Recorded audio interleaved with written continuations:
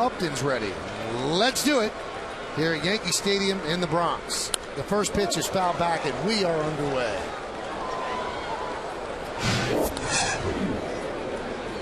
Nine-game hitting streak for B.J. Upton. A lot of questioning of the Yankees intentionally walking Longoria yesterday to pitch to B.J. Upton, who then got a single to center field. And the questioning started because Mariano Rivera actually said, I think I could get out anybody. But Joe Girardi said, I'm going to pitch around the guy who leads the major leagues in RBIs. Well, Mariano's always had that confidence. You never see him pitch around hitters. Very rarely will he do that on his own. And that's what was said on the mound. Mariano said, well, I think I could get him out. And Joe Girardi said, well, I want to walk him. And Mariano said, well, you're the manager. You do what you want. Yeah, we saw that last year with Joe Girardi and Mike Mussina in Boston, and early in the year with Manny Ramirez and Poppy, Big Poppy in that lineup. And you can see this year Joe Girardi a little more decisive in those situations. He's going to make the call, and even with a guy like Mariano Rivera. Upton started off slowly, hitting just .220, but 12 for 31 during this 9-game hitting streak. And the 2-1. Foul back, 2-2. We'll get the scouting report on B.J. Upton. He is back on track. You know, Michael talked about his 9-game hitting streak, 322 over the last 15 games. He was hovering around the Mendoza line, 200 for the first part of the year, mainly through April. And the power supply is a little down. You know, he's only got 3 home runs this year. Now that he's getting a swing back, you expect that to go up. And shallow glider in center field, the way he plays center field. Pitches upstairs, and the count is full at 3-2. Notoriously a real shallow center fielder, but he can fly. IOTV offers you incredible HD picture and sound. HD is free with IOTV, the official HD service provider for Yankees baseball on Yes. He does play shallow, but for the last 2 batters of the game yesterday, he was very deep playing doubles defense, and it paid off as he was there for Posada's drive and then Cano's drive for the final out of the 9th inning. The 3-2 to Upton. Just got a piece to stay alive. One with the slider there. The umpires in today's game. We've got Scott Barry behind the plate, Ted Barrett at first, the veteran crew chief Tim McClellan is at second, and Adrian Johnson over at third.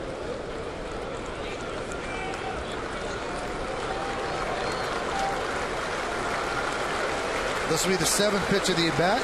Chamberlain to Upton. Time is called. Tampa Bay is 4-2 against the Yankees so far this year, taking all 3 games they've played at Yankee Stadium. 3-2. Popped up. Mark Teixeira back. Waves off Cano. Makes the play in foul territory. 1 down.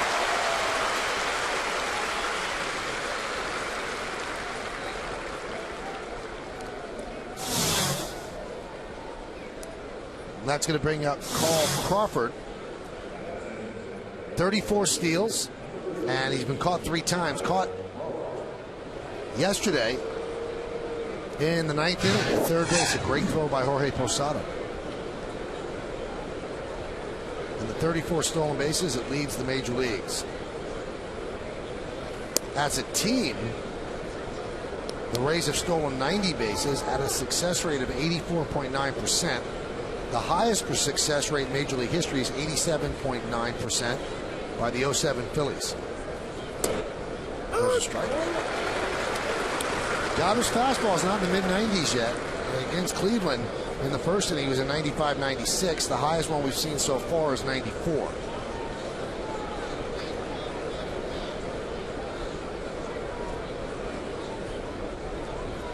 And the 1-1. Dribbled slowly toward Teixeira. He steps on the bag, 2 away.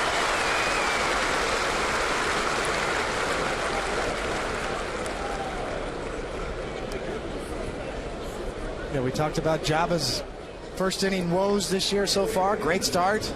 Good curveball there to finish Crawford. Yankees have had trouble on how to pitch this guy, Crawford. He wastes so many pitches away. Much better hitters. You see Willie Ibar here with his numbers on the year, and a big home run yesterday off of CC Sabathia. 3-run bomb into the bullpen off of a changeup. Evan Longoria again not in the lineup. He pinch hit yesterday, was intentionally walked, as we mentioned. Bothered by a hamstring. Rays were late getting the lineup upstairs because they were waiting to see if Longoria would be able to go. There's Evan. And the count 2-0 to Ibar.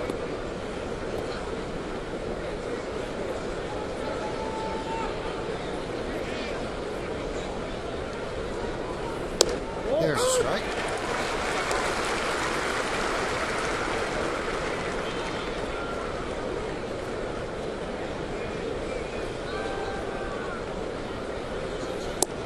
And another strike. Count 2-2. Good location. Look at Posada's target. Right on the corner, right at the knees. And Java's got that ability to make pitches when he needs to. We've seen him get into jams and out of jams. He can make a pitch. Makes a pitch with a ground ball to Jeter. And Teixeira's there. And Java has thrown a scoreless first inning now in 3 of his last 4 starts. And Mark Teixeira's just tied a major league record held by many with 3 putouts. Yankees coming to bat.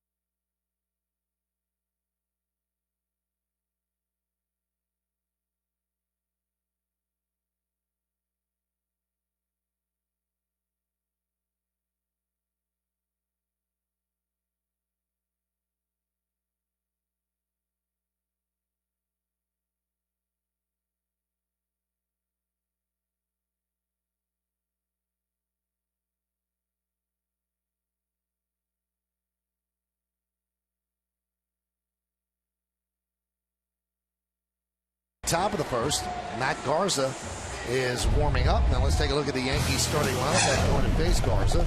The captain, the shortstop, Derek Jeter leads off. Batting second and playing left field, Johnny Damon. Mark Teixeira at first will hit third. Cleaning up, playing third base, Alex Rodriguez. Robinson Cano, the second baseman, will bat fifth. Batting sixth and catching, Jorge Posada. Hideki Matsui pinch hit, struck out yesterday. He'll be the DH. He'll bat seventh, good numbers lifetime against Tampa Bay. Nick Swisher's in right field. He'll bat eighth. And batting ninth and playing center field, Melky Cabrera. So look at Matt Garza, born November 11th of 1983 from Selma, California. 11 starts, 4-4, 3.67, 73 and 2/3 innings, only 55 hits, 28-66 walks to strikeouts. Here is the G pitcher scouting report on Matt Garza. He does get out of the gate as opposed to Jabba. We talked about Jabba and the first inning troubles he's had. This guy's gone 1, 2, 3 in 9 straight starts in the first inning. Pretty impressive. Another first rounder. 2 first rounders pitching today. We had 2 first rounders pitching yesterday with David Price and CC Sabathia. He was the first round pick, the 25th pick in the nation in 05. And he's a fly ball pitcher. You know, when the ball's in the air and fly balls, opposing hitters are hitting 194 off of him as opposed to ground balls where the average is 272 for his career. Derek Jeter digs in. And the pitch from Garza.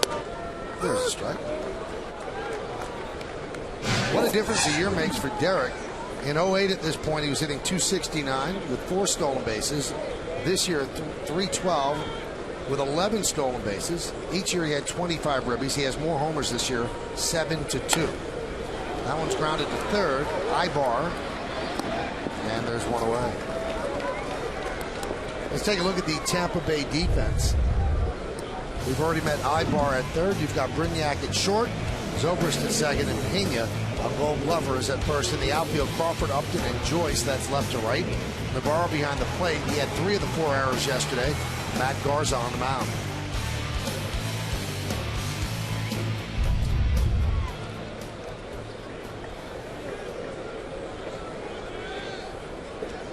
Here's Johnny Damon. 1 for 10 lifetime against Garza. Jeter now 5 for 15.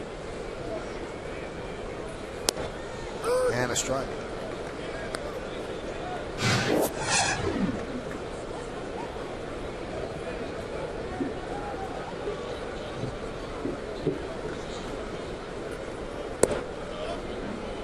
count 1-1.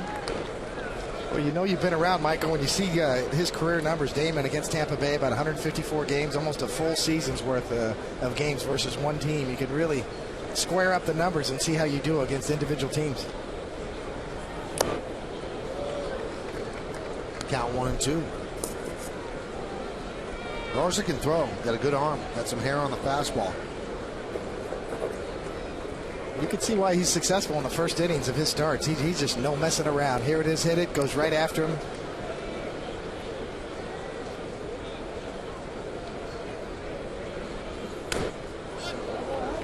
And he does that maneuvering with his glove before every pitch. At one point, he probably was tipping off pitches, and now he just moves the glove all the time to throw people off. Yeah, generally that's what it is. That's just a deke from a pitcher. Open and closing the glove several times in case he wants to get a changeup grip or a different grip, just to disguise his pitches.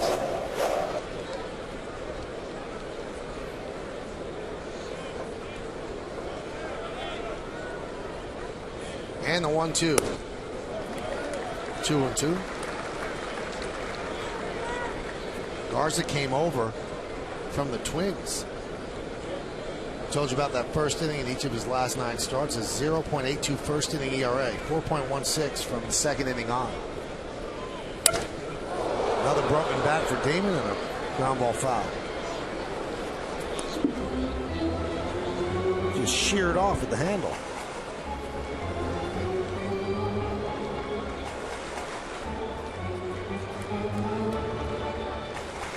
I get a feeling that Johnny Damon's got about 12 bats on the on-deck circle every time he steps up there. You know he's good for 1 or 2 a game. It is amazing. He breaks more bats than anybody I've ever seen.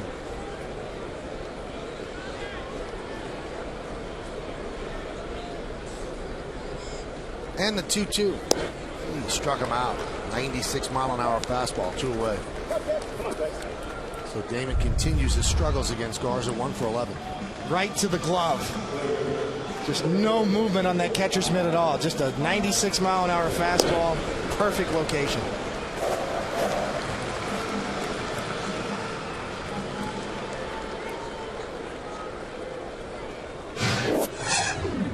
Here's Teixeira. Look what he's done his last 19 games. 403. 10 homers and 30 ribbies.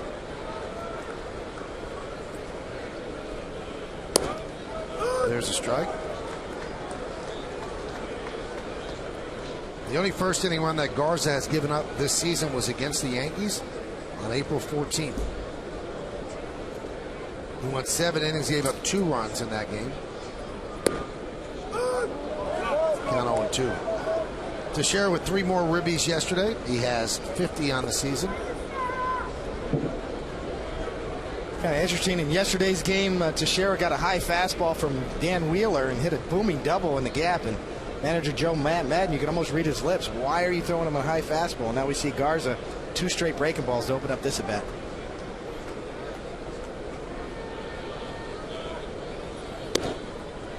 Wanted to chase the fastball and count 1-2. Teixeira's strength is up in the zone, especially from the left side of the plate. If you're going to throw a fastball, you better get it in a good spot down and away.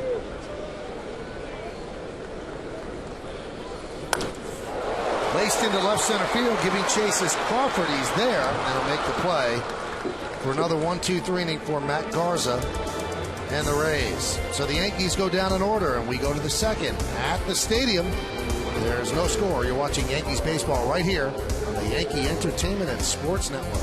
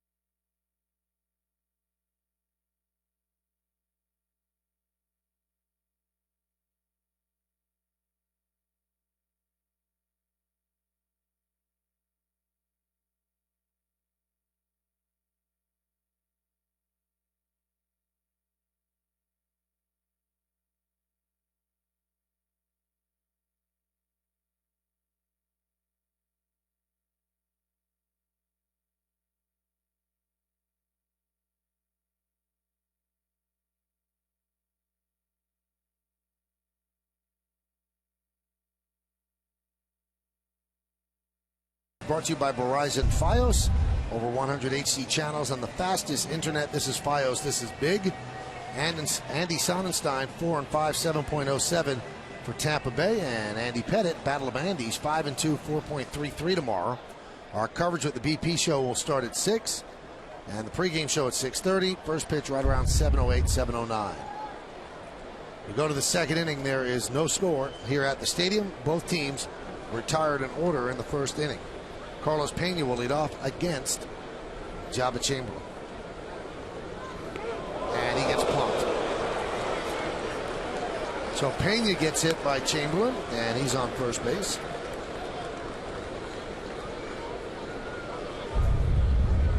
We see Posada setting up in, and Jabba just kind of jerks it in. Sometimes pitchers do that when you're a little quick. You want to make sure you get the ball in, and you just kind of fly open a little bit. Certainly, you wouldn't think of any intent right there, Michael, leading off an inning. I've always wondered this about pitchers. Jabba just hit him, and the first thing he does is he looked at his hand, as if his hand had a different brain. Did you used to look at your hand when you hit somebody? I never looked at my hand, no. Pitch is outside, 1-0. I'd be looking for my catcher for a little help in case somebody was going to charge me.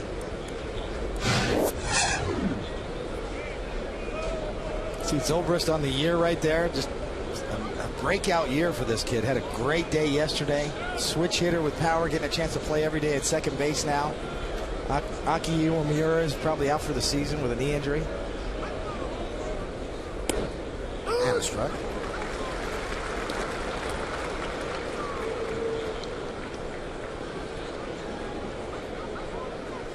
This guy's kind of turning into a little bit of a Yankee killer, too. He's had great at-bats against all the Yankee pitchers he's faced so far this year, and really been a tough out for the Yankee pitching staff.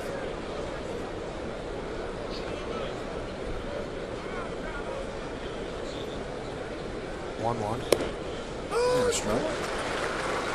What would Scooter call a guy like this, Michael? What, a Huckleberry? Yeah. Huckleberry? Yeah, well, that's this guy right here.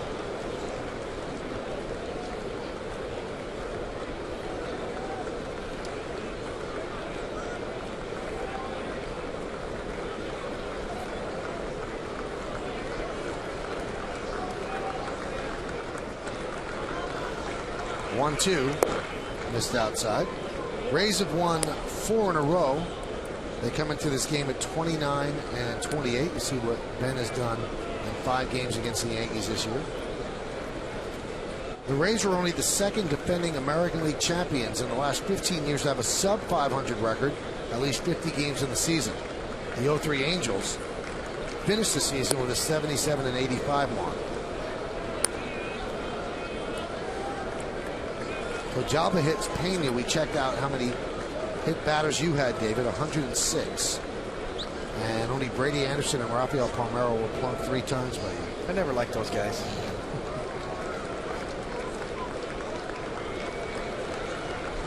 They were tough. Baltimore had some tough lineups back then in the mid-90s. 3-2. He struck him out. Off-speed pitch. Zobrist down on strikes. Well, this is the thing about Jabba. He likes 3-2 sliders, and tell you what, that's probably a strike too, and that's when you know you have a good slider. It's late, it's quick, it's a swing and miss, and probably in the strike zone as well. See Zobrist reads fastball way out in front. So Jabba will throw that slider on any count at any time.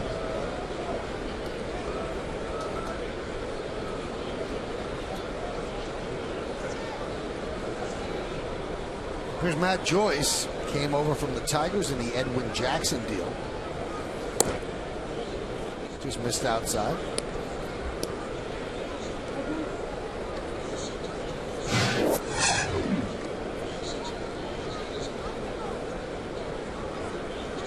Joyce has shuttled between the minors and the majors so far this year.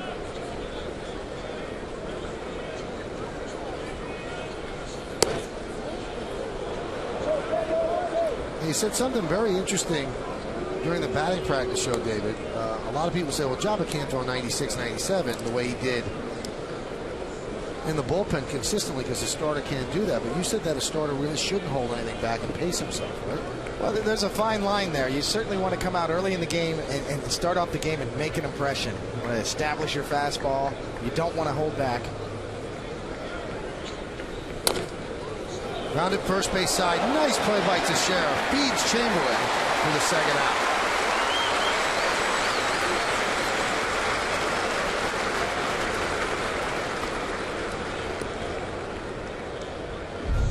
Well, we've seen Teixeira do this several times already this year, where he goes and gets the ball. He never lets the ball play him. He goes, attacks that ball, goes down to one knee, goes and gets it. Gets the short hop, takes a quick shot at second, and Java where he should be, covering first base plenty of time. That's what I like about Teixeira playing first base. A lot of first basemen hang back and let that hop play them. He's aggressive. He goes after ground balls, has good range and good wingspan. Here's Gabe Gross. 2 outs, runner at second. Opponents get shut down to a 183 average against Java in this situation with 2 outs and a runner in scoring position. And now that average just went down even more. As Gross swings at the first pitch, pops it up to Melky Cabrera, and that's going to do it. So the hit batter is wasted. No runs, no hits, no errors on one man left. We go to the bottom of the second. There's no score on yes.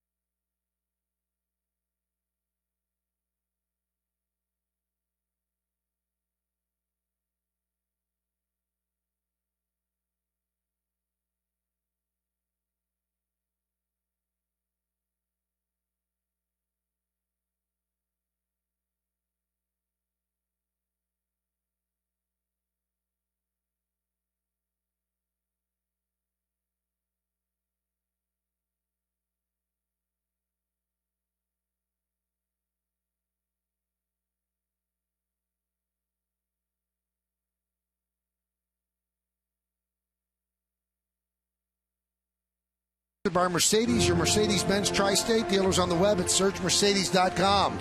1998 David Cohn, coming back from a big finger, strikes out 14 batters while throwing a 2-hitter against the Marlins.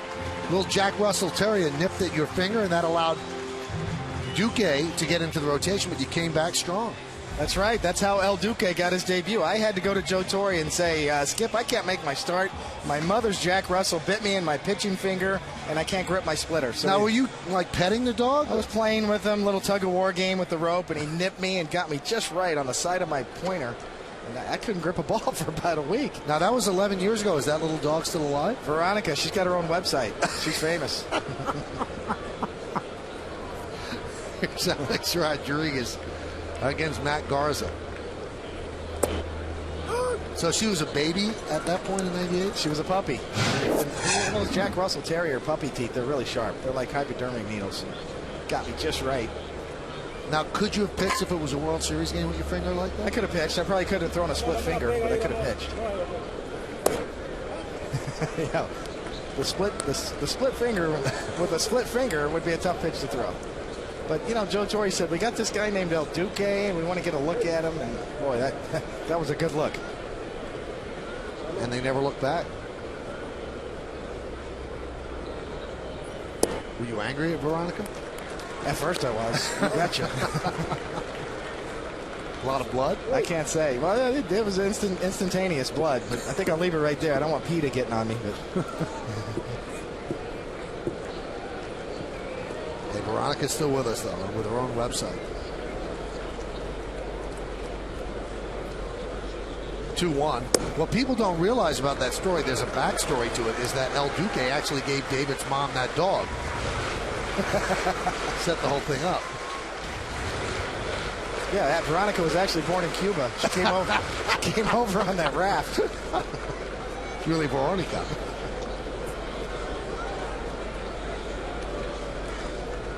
And the 3-1.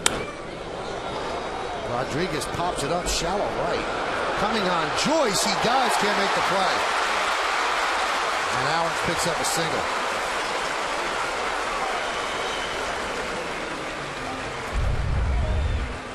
Well, A-Rod with a full swing into the bat, and Joyce just playing so deep and kind of stumbles on his way in. Just not a good jump, and then when he's going, he's trying to catch up, and he almost like his legs give out on him a little bit right before that. Right off of the web of the glove. The IOTV HD Super Shot.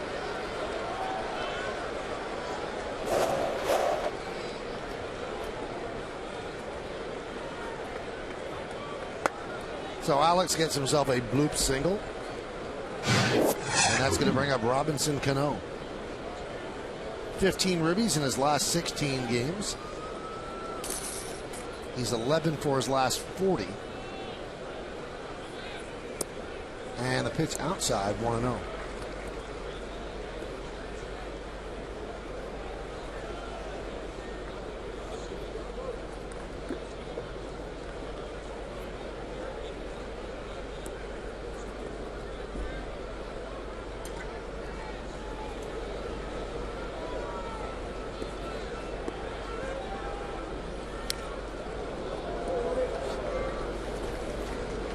You could actually see Garza manipulating the glove even when he's in the set, which is somewhat slightly reminiscent of what we talked about yesterday, Louis Tion, how he would come down in stages.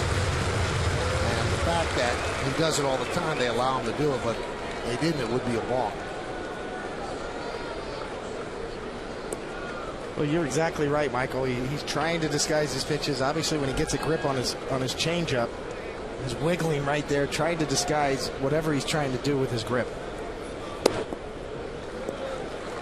And probably at some point he was tipping his pitches. You know, the basic way you tip your pitches. See, he's set. He's at the set position there and fairly quick to home plate. But the basic way you tip your pitches and what hitters look for is a little fanning of the glove. And that usually happens when you've got to get more fingers on the ball, either 3 fingers for a changeup or split them for a split finger. See that little wiggle right there. Another blooper, shallow right, going back is Pena, and it's a foul ball. And if you don't think that happens a lot, you're wrong. There are guys on the bench that they will just stand there and stare at the pitcher, and they'll try to pick something up, and it happens in big games. All you have to do is go back to Game 6 of the 2001 World Series, and Andy Pettitte was tipping his pitches against the Diamondbacks, and they crushed them, and that's what forced the Game 7. There's a veteran team will certainly keyhole a pitcher's glove. See Robinson Cano tied up there with that pitch and fights it off. But certainly a veteran hitters, a veteran team. Cito Gaston up in Toronto is one of the best I've ever seen at it. Gene Tennis, his coach and sidekick. They can tell every little detail that a pitcher did with his glove. Did you ever tip? I did early in my career. Which pitch did you tip? I tipped really all my pitches. My breaking ball, I would drop my hands lower on my windup and then take my hands up over my head. And I didn't realize it until Tommy Herr, the second baseman for the Cardinals, actually came over to play with the Mets, and he told me, he said, we had all your pitches. You know, we knew exactly when you were throwing breaking balls. And mine wasn't so much a fanning of the glove. It was a different movement with my glove. I would drop my hands lower on my windup and then go over my head as opposed to straight up on a fastball. So they really had breaking ball and fastballs. They knew whether it was going to be off speed or a breaking ball or whether it was going to be a fastball, and they had every pitch. And it shows you what good stuff you had because they didn't crush you. They did not. And that's one of the points Tommy Herr made back then. He was probably my best years in terms of stuff with the Mets. And he made that point. We knew it was coming, but a lot of times we still couldn't do something with it. Now, does your own team ever, study you and say, listen, you tipping your pitches right there? Yeah, Mel Stoudemire was pretty good at it. Dwight Gooden had a problem tipping his pitches, and he would keep the ball in his glove. And every breaking ball, he would look into his glove and change his grip. And every fastball, he would look straight to home plate. And really that obvious. And it took us a while to even pick it up. And with Dwight Gooden stuff, nobody could hit him either in his first few years, even though they knew when a curveball was coming.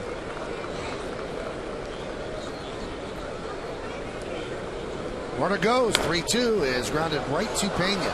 He thought about going to second to take the out at first as A-Rod advances to second, so moving the runner kept the Yankees out of the double play there. Let's take a look now at the Toyota text poll. And today's question is, of these players currently on the disabled list, whose injury has been most detrimental to the Rays? You can text us at 58772. Standard text messaging rates apply. Your choices: Jason Bartlett, number 1, Akinori Iwamura, number 2, number 3, Scott Kazmir, number 4, Troy Percival. They all hurt in one way or another. It's hard to say which one hurts more. That guy at the top plays shortstop, and he was hitting around 370. Yeah, that's a pretty good bet. But that number 3 guy, Kazmir, is a power lefty and a big part of your rotation as well.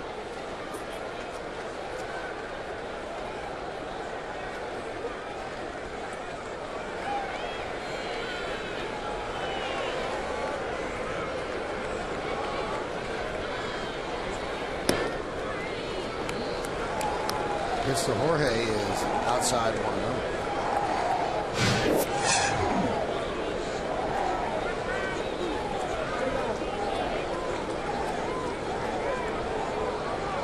Posada has not missed a beat since coming off the DL. 8 for 27. He's 2 for 5 in a lifetime against Garza. And a strike.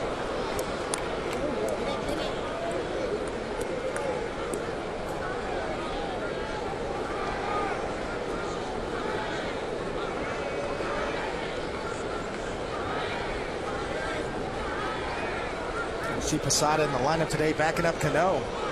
Teixeira, Rodriguez, Cano, and Posada today in the middle of that Yankee lineup. 1-1 upstairs, 2-1. Series ends tomorrow night. It's one of those wraparound series. It was supposed to be 4 games, but Friday's game was rained out, so that game will be made up later in the season. No date yet has been announced. And then the Yankees start a week of all weeks, 3 games against their 2 main rivals, 3 in Fenway against the Red Sox, and 3 against the Mets here at Yankee Stadium.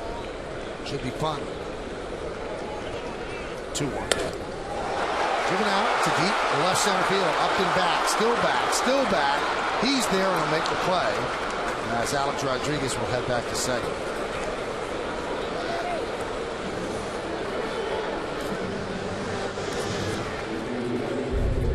Posada hits it well. Good swing, just hits it a little too high. And we talked about B.J. Upton and gliding. Easily gets to this ball. Just hangs up a little too high, even though it was hit well. No panic on B.J. Upton. Playing shallow, just gliding back. Knows he's got plenty of time. Even though he had trouble in center field yesterday picking up the ball on a couple of hits that got over his head.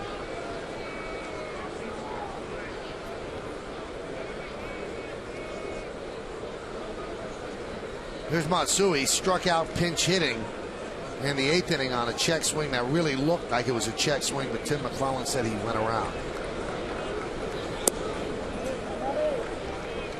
Count 1-0.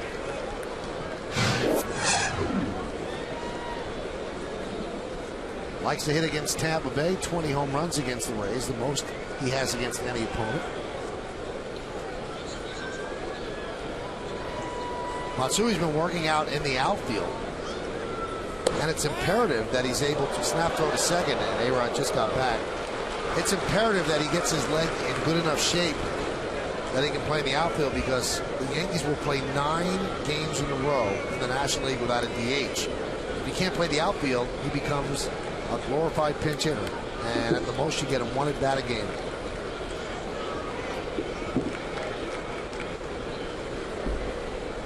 Which can still be important in the National League style of play. I mean, certainly that third at bat for the pitcher a lot of times can be the turning point in a National League game.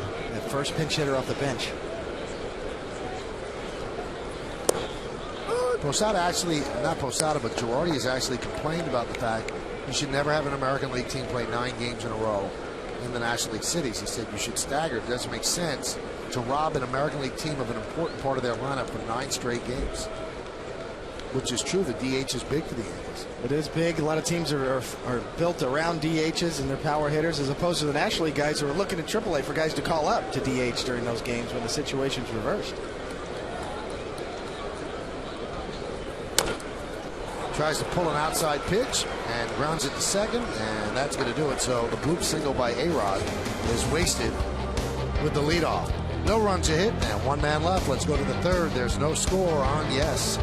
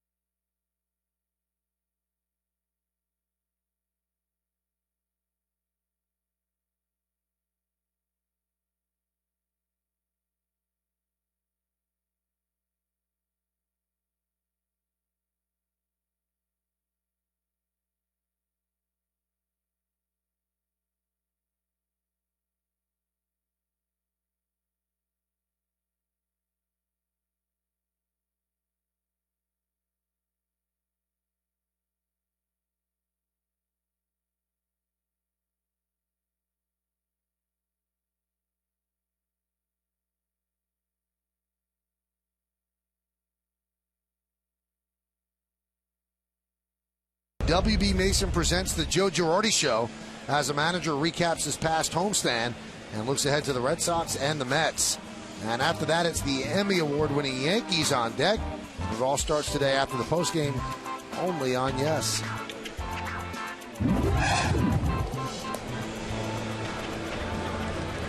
When we go to the third inning here at the stadium on the Modell scoreboard, there's no score. Modell's the official sporting goods retailer of the Yankees. Joba's day game numbers versus night game numbers, a little different. 1-0, 4.37 in the day. At night, 2-1, but about a run per game lower on ERA, 3.23. Whenever you have those splits and you see the guys that do better at night than they do in the day, those are the guys that David Cohn likes. Here's Deanna Navarro. And the pitch is low, 1-0. Well, the majority of your games are at night, so if you do want to split, you do want to tilt it towards the nighttime. It's like a switch hitter. If you're better from the right side, that's not good because they're more right-handed pitchers. But you said you like day games too because that means the rest of the day was yours. Yeah, I liked it. I lived in New York City. I'd get up and go hit a Greek diner. I could eat at a Greek diner every day the rest of my life. I mean, that's what I love about New York. You got to get up, get out, get to the diner, get a good breakfast in, and look forward to that night. Get your work done during the day, and then you can beat the streets at night. Now, what did you have at a diner? Oh, everything. Really? Everything. Breakfast 24 hours a day at a Greek diner in New York. Just anything you want. Little blue and white coffee cup. Blue and white coffee cup. With the Parthenon on it. Big old glazed donut. Hot shot and through for a base hit.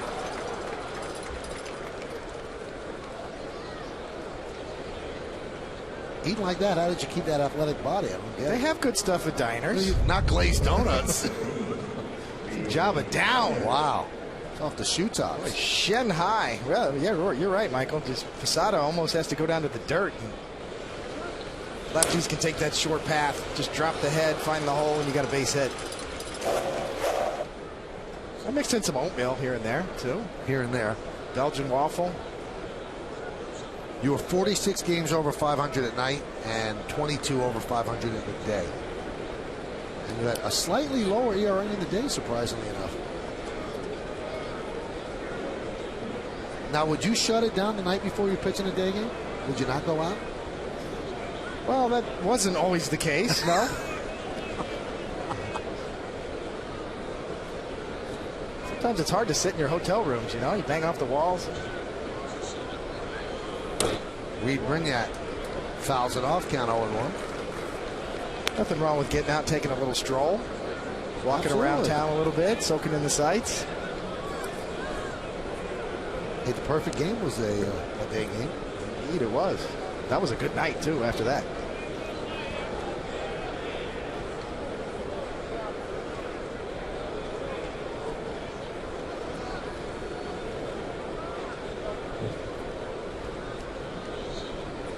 And the 0-1. Grounded softly. Oh, what a diving stop by Teixeira, and he gets the out at second. What a play by Mark Teixeira.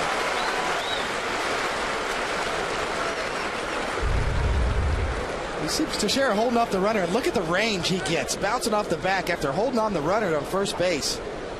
From his belly, makes the throw. Watch that range. You don't see too many first basemen that can range that far with a man on first. And that's covering some turf right there. And that's the only way. He's the only guy that can make that play at second. If that ball gets to Cano, then you're hoping Jabba gets over and you can get a play at first.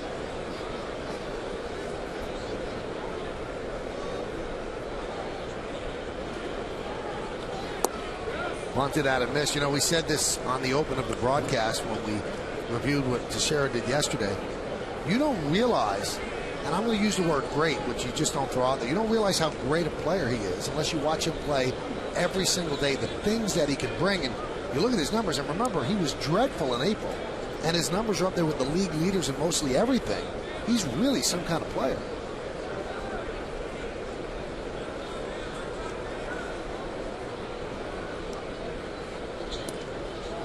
And you know what? A lot of those hits just aren't padding your stats where you get hot and you get a 5-hit game here and there. He's gotten some big hits late in the game, clutch hits, clutch RBIs. Yesterday's example, not only did it hit a moonshot that almost got in the upper deck, but his double in the ninth put the Yankees in a position to come back, or at least feel like they still had a chance, even though they were down 4 runs going into the bottom of the ninth. And then in the ninth, that big double to drive in 2 runs. And, you know, when you're down 4 runs in the bottom of the ninth inning and you could bring the tying run to the plate 3 times in a row, you know what? You've got no kick coming.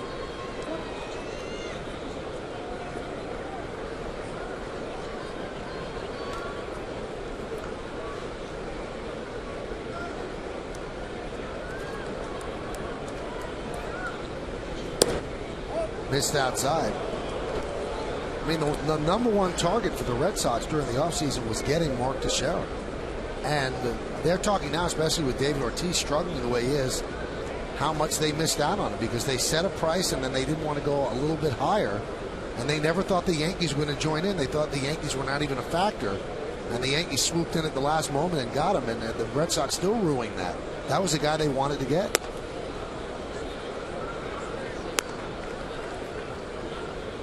Yeah, when you look at the contract Teixeira signed, I mean, it's hard to say that he was undervalued, but you watch him play and you see how many more years he has and how solid a guy he is in terms of character in the clubhouse. You know, you probably should extend and pay what you need to get him. Another guy undervalued was K-Rod. Going to the Mets as a closer. I mean, the Angels are looking at that right now, thinking they severely undervalued him in their bullpen. And there were a lot of teams that wanted Teixeira. Obviously, the Angels wanted him back. The Nationals were in play. The Braves thought they had a chance. And I think most people felt that he was going to end up with the Red Sox because he wanted to go back to the East Coast. The Orioles also wanted him. But he wanted to end up with the Yankees.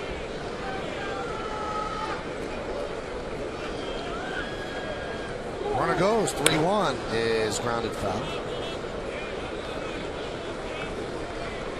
Talking to Peter Gammons of ESPN on my radio show the other day, David, and he said that when Theo Epstein and Terry Francona went down to Texas to meet with Teixeira, it went really, really well, and they thought that they were going to get him. And then the owners met him, and he really didn't have a good feeling when he met the owners, and that kind of turned him off to the Red Sox. This is according to Gammons, so interesting take there. The Yankees, Brian Cashman swooped in, and that was it. Well, that's what George Steinbrenner used to love, is guys that wanted to come to New York. One of those. Driven the other way. Fair ball, it's trouble. It is a fair ball, and it goes into the corner. Reed Brignac is going to round third. He's coming home. He will score easily. It's an RBI double for Upton, who now has a 10-game hitting streak. Tampa Bay has a 1-0 lead.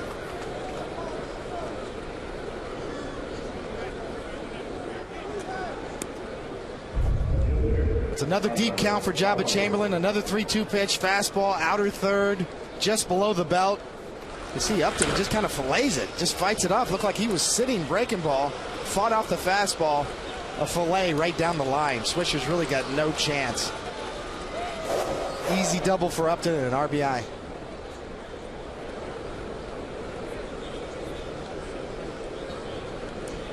What were you saying about George Steinberg? Well, George, that's what he loved. You know, talking about Teixeira and finishing that point. You see Carl Crawford on the day, 0 for 1, 328 on the year. Nub slowly toward third, charging his A-Rod. He barehand fires, and they get the speedy Crawford for the second out. That's quite a play by Alex Rodriguez.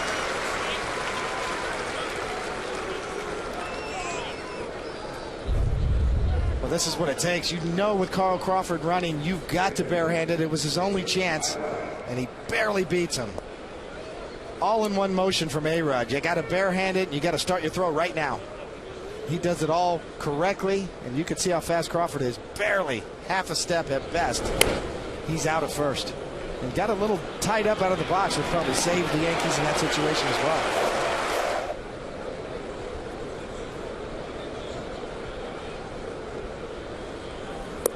Now, the thing George Steinbrenner loved to hear from free agents, and all through his career, from Reggie Jackson to any free agent that came through New York, George Steinbrenner wanted to look that guy in the eye and know that this is where he wanted to play and this is where he wanted to come. And I think that's the feeling you got with Teixeira at the end of the day. Even though he grew up in the Baltimore area, he idolized Don Mattingly. He came to the Yankees late in the day in this negotiation process when everybody assumed he was either going to go back to the Angels or end up in Boston. Baltimore Orioles certainly made a big play. It was Teixeira who said, I want to be a Yankee. And George Steinbrenner loves that when talking to free agents. Ibar fouls it off.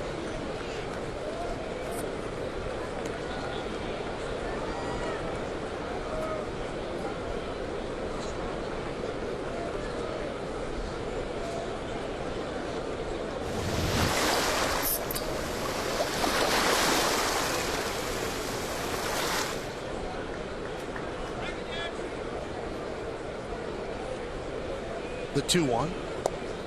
Breaking ball for a strike. Backdoor breaking ball, 2-2.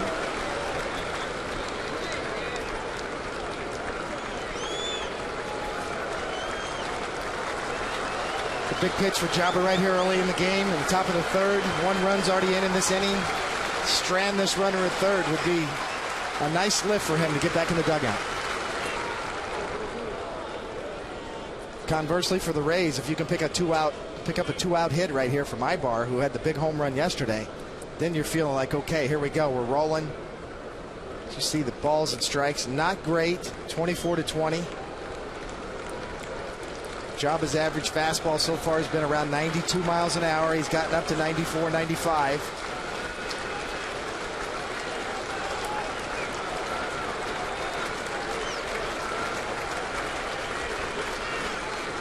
And the 3-2. Served into left field. Johnny Damon is right there, and that'll do it. So he escapes giving up just 1 run.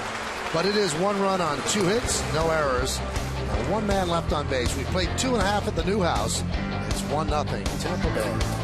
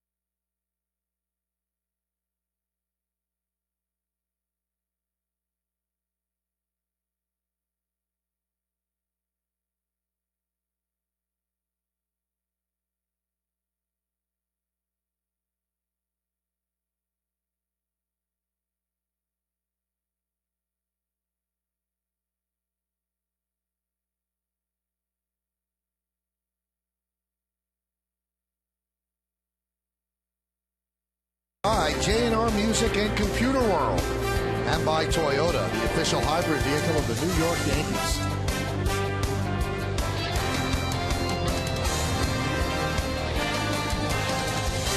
Hey, starting Tuesday night, Yes is the place for extended coverage of the Yankees against the Red Sox.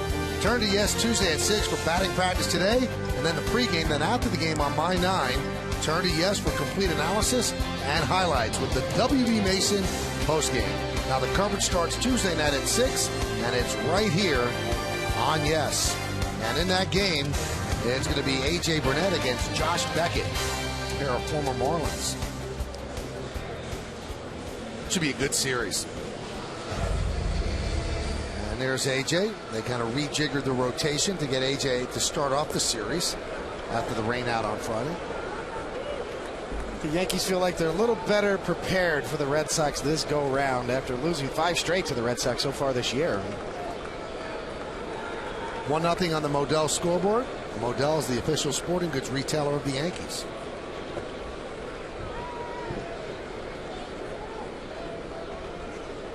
Pitch to Swisher as a strike. You know, we talk about it at length on the W.B. Mason Presents the Joe Girardi Show, which will be on at 5 today.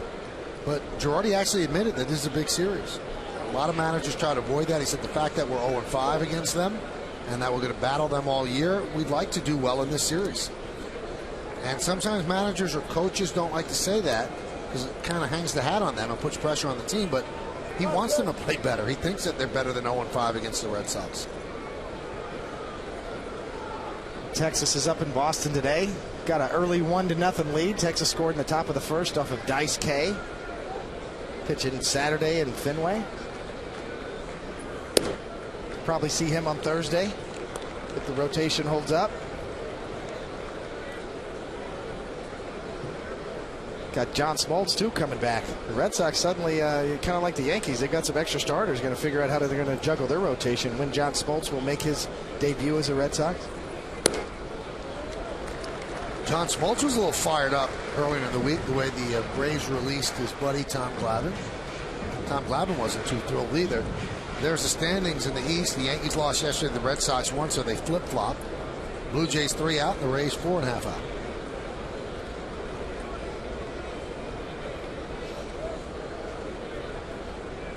And the 3-1. Drilled deep to right center field. There it goes.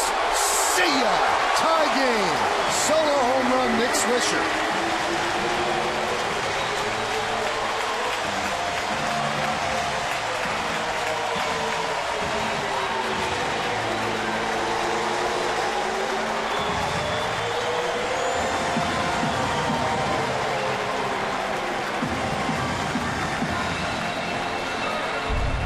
We'll see Swish. As Garza's a fastball pitcher, it's a fastball up and out over the plate. Swisher with full extension. Good high finish, a no doubter. As we just saw, this is the 11th home run of the year. And just his second here at the stadium. So he's been playing a lot better of late. He's now 5 for his last 10 and 11 for his last 26. So the Yankees quickly tie the game. And here's Melky Cabrera. And a strike. Well, this pitch came in at about 93 miles an hour from Matt Garza and off of Swisher's bat with full extension, both arms. That's probably about 113 miles an hour off the bat, and Garza knows it. It's a tough pitcher, an emotional kid on the mound. Rosenbach taking a beating.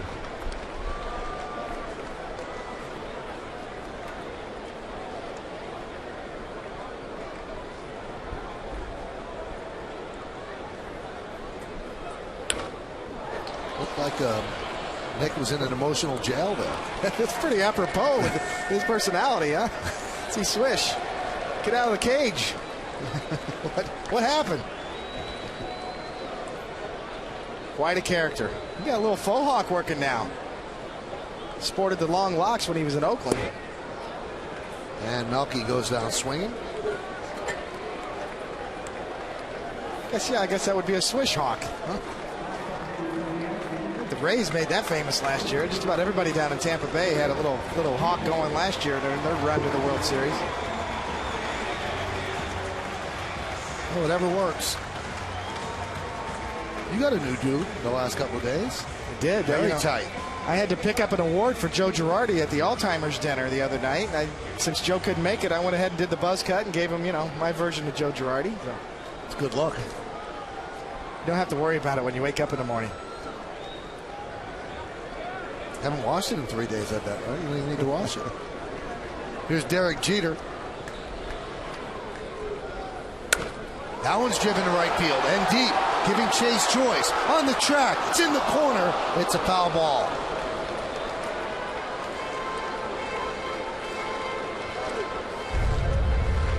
Well, you can see this ball's leaking oil. It starts out fair, and it's just not going to get there. A little too much slice.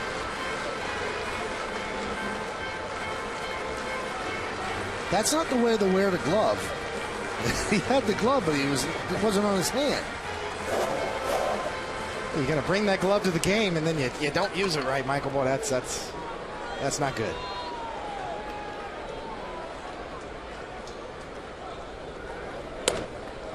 Grounded to third, Ibar, and they just get the hustling Jeter for the second out.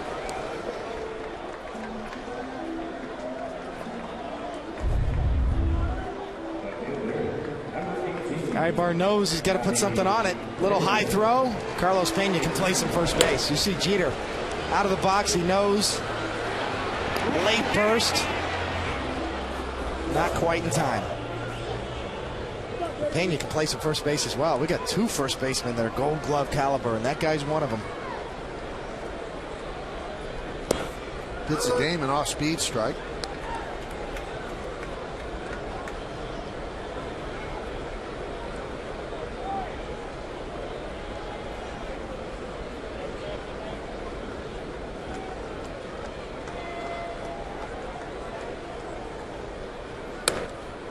And that one, Pena can't get to. It's past him, and it goes up against the stands. Damon will go into second with a double.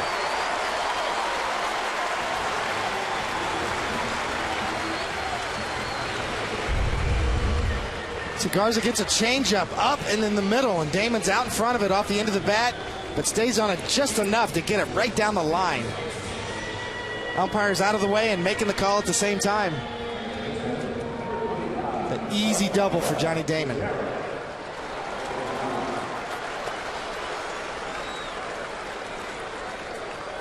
Here's Mark Teixeira.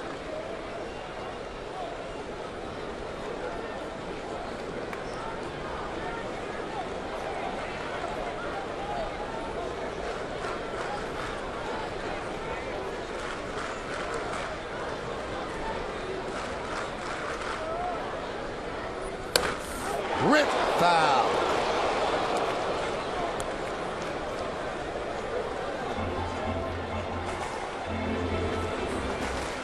Well, that's the thing about Teixeira, especially from the left side, is he is always ready for fastballs. You see Garza there. It started him out with a couple of breaking balls in his previous at-bat. Tries to come inside on a fastball. Pretty good location. Teixeira puts one heck of a swing on it. Just foul.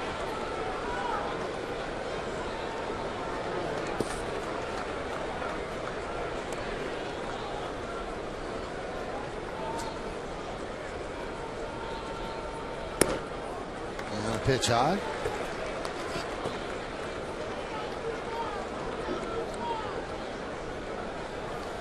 kind of see Garza struggling with the secondary pitches. He's done so well in the first innings of his starts this year. As we said, 9 straight starts where he went 1, 2, 3 in the first.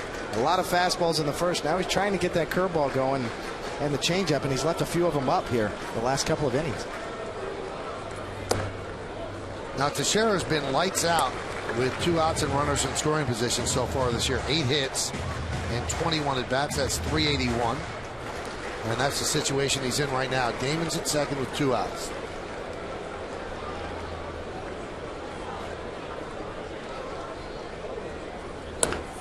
And he tries to pull that one. Charging from short right field is Zobrist.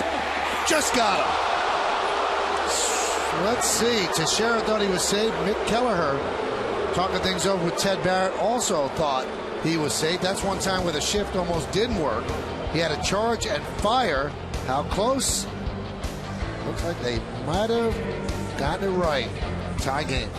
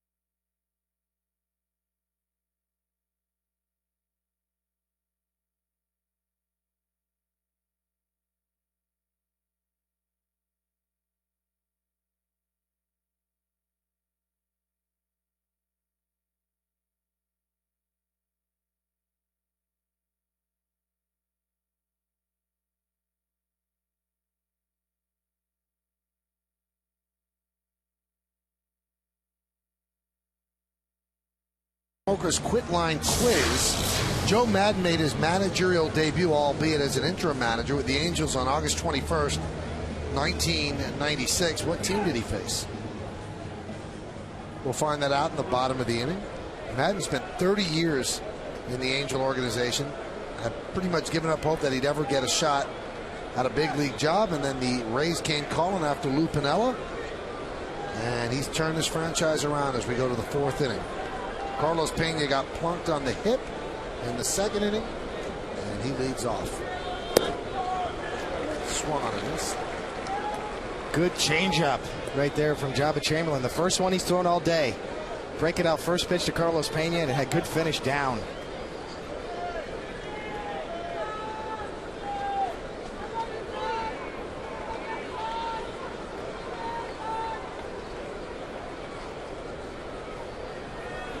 Pitch is high. One thing about Jabba, too, he's not afraid to shake off pitchers. You see there, it is a day for a little water on the neck. Summer is finally here. The Subway Series is on the way next weekend.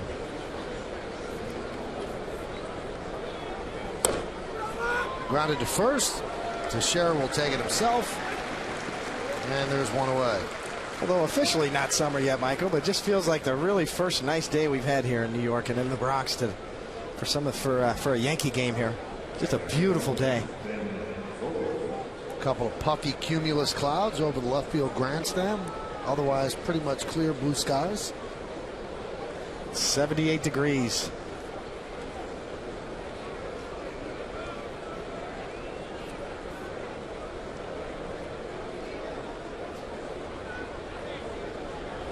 They always used to say in school when you would do that, like stand yourself, you know, that just makes you hotter because you're exerting yourself.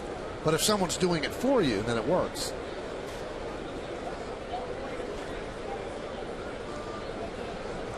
Get a little Michael K fan going. What do you think? A little merchandising deal? I'd just like to have any kind of fan.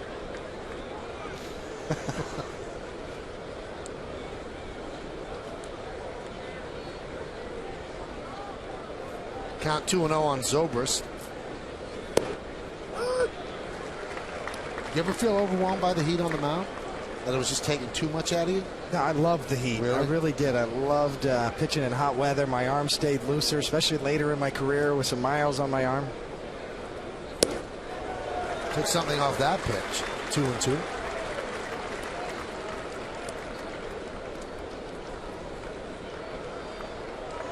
So those last couple of years, you should have pitched in Texas. Right. In retrospect, yeah, you know, last couple of years, I'd like a do-over, that's for sure. Just missed. One thing about Jabba is you see his pitches right there. 53 here in the top of the fourth with one out. Is he's not afraid to shake off Posada, the veteran catcher back there. We've seen him shake off Posada right there. He knows what he wants to throw.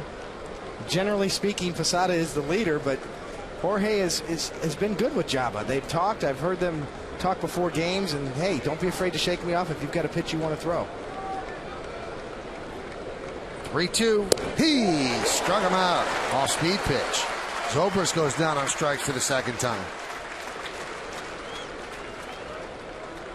See Jabba getting into more of a pitching mode now. A couple of changeups this inning. Here's another slider down and in, and just such a good pitch because it's late, it's quick, it's a swing and a miss, and it's in the strike zone. You know, I've said that a couple of times, but to me, that is a quick read on how good your breaking ball is. If you can get guys to swing and miss at your breaking ball when it's in the strike zone, that says a lot. There's a strike.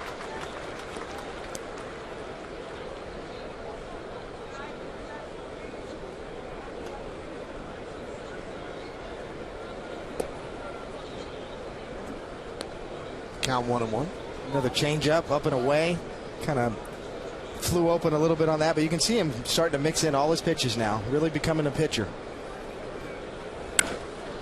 Grounded and stopped there by A-Rod. Scrambles to his feet, fires. And the Yankees have a good defensive game as the Rays go down 1-2-3. An outstanding play, second one today by Alex Rodriguez. Quickly to the glove side. Wipes the hand, gets up, and fires across the diamond for the final out. We go to the bottom of the fourth, 1-1.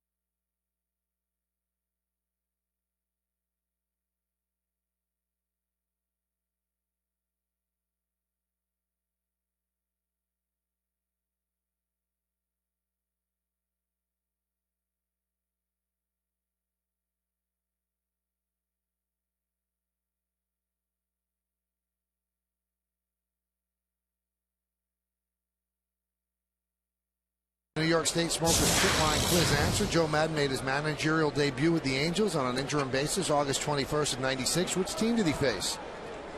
The answer is the Yankees. And the Angels won that game 7-1. Tie it all together. Here's Alex Rodriguez. How many times does a guy make a great play and lead off the next inning? Pitches inside. Tell you what, David, that Dr. Mark Philippon's done a pretty good job on Alex's hip. Doesn't seem to be any worse for wear. No, he's getting stronger every day. And the fact that he hasn't missed any games, I expected a little setback here and there. Maybe give him a day or a couple of days off throughout this sort of rehab process he's been through, but he hasn't missed a beat. Not one day. I mean, he's DH, but he's not missed one day out of the lineup. The 1-0. Missed 28 games with the surgery, and obviously still not where he wants to be with his swing, but you can see it's coming with the home run to right field yesterday. And then on Thursday, the base hit off the wall on right.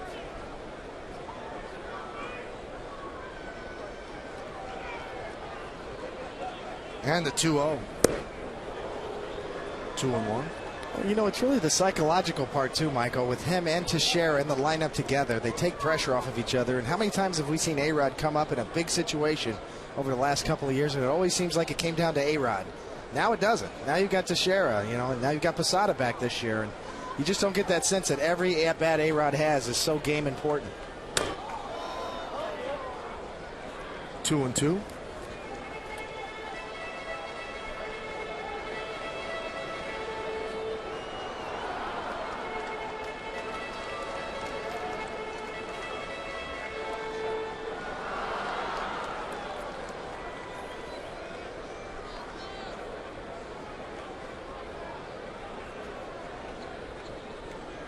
A-Rod, Cano, and Posada here in the fourth. 1-1 game.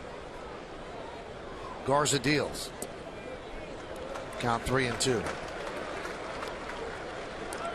See, Garza, even though he's got his team right in this game, he's kind of struggling. You see him pat his back leg there. He's having trouble staying back on his secondary pitches. His curveball and his changeup. He's got an outstanding fastball. Up in the mid-90s, topped out about 96 so far today. Probably averages 93, 94 with his fastball. Tried to pull an outside pitch and grounds it to short. Brignac. One away.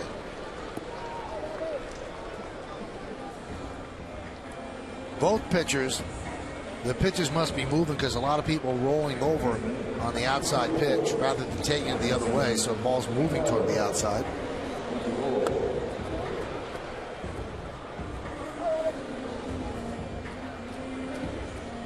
Garza almost 70% fastball today so far, but the last couple of innings trying to mix in that slider. Made a good pitch there to A-Rod on a slider down and away to get him to roll over.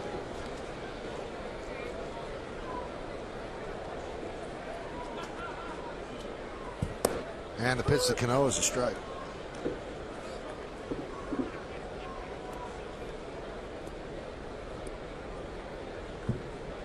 .57 pitches for Garza, 35 strikes.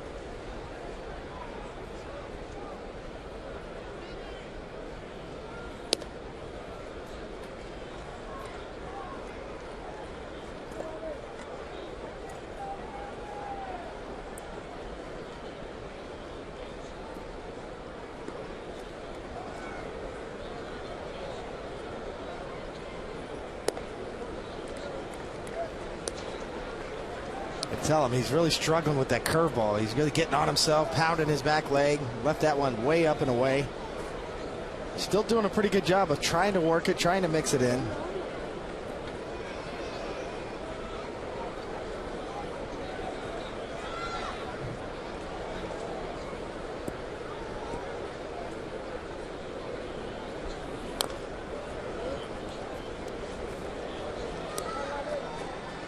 Count 2-2. This copyrighted telecast is presented by authority of the New York Yankees. It may not be reproduced or retransmitted in any form, and the accounts and descriptions of this game may not be disseminated without the express written consent of the aforementioned New York Yankees.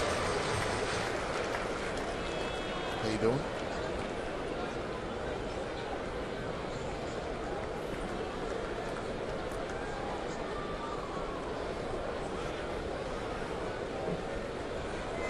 Garza go through about 3 or 4 signs trying to get to the pitch he wants right here.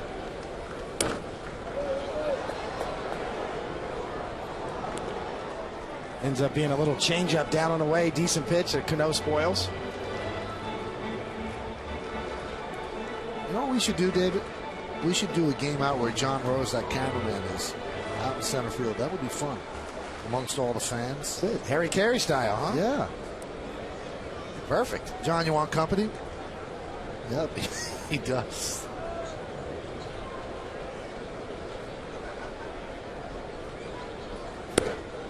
Pitch is outside, 3-2.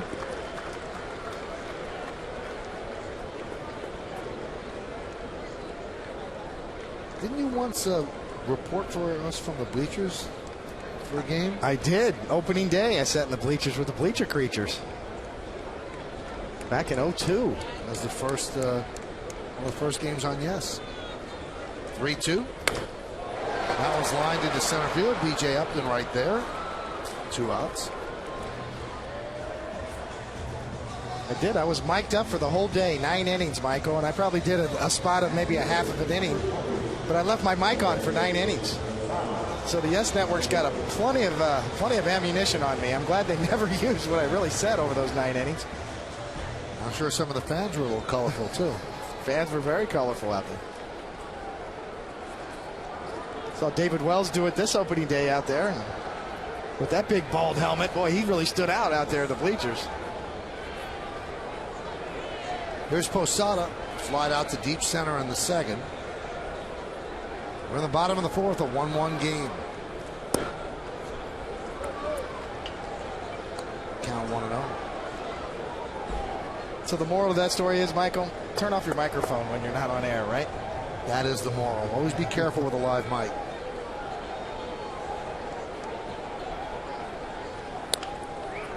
Grounded toward first and a foul ball.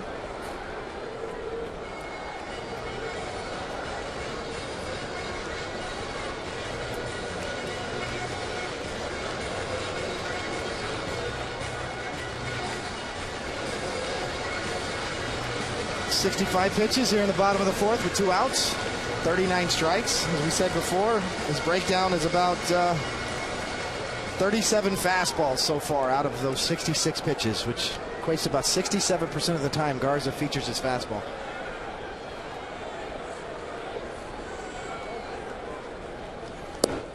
There's a strike.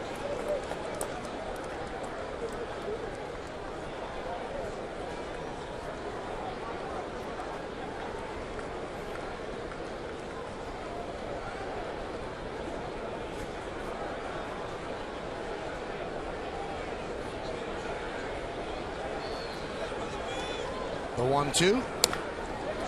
Rip foul.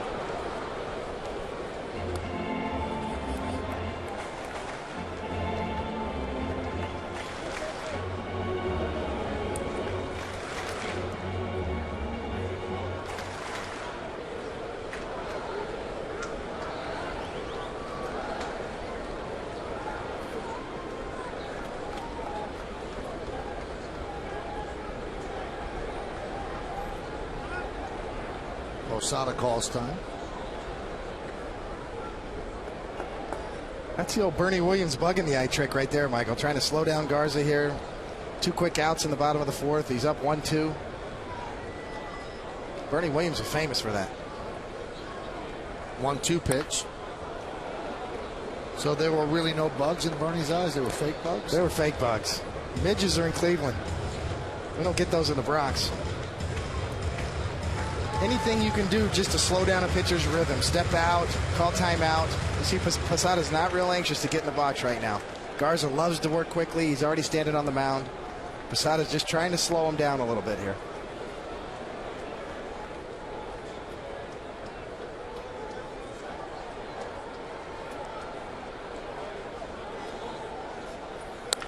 That one is ripped and past Carlos Pena in the right field. That ate him up. It was hit so hard.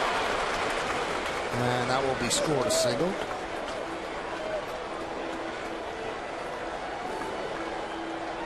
This is a replay in real speed. Just a short hop, too. Watch how close this bounced. Yeah, within 5 feet and a high hop right by him.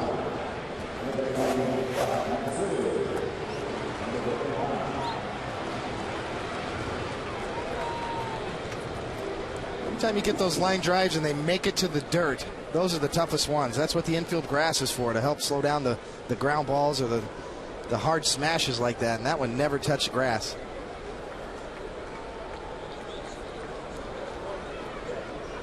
Here's Matsui.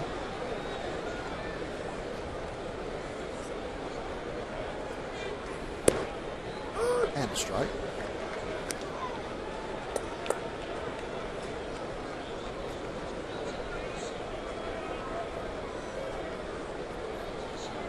Texas has widened its lead over the Red Sox to 4-0 top of the third.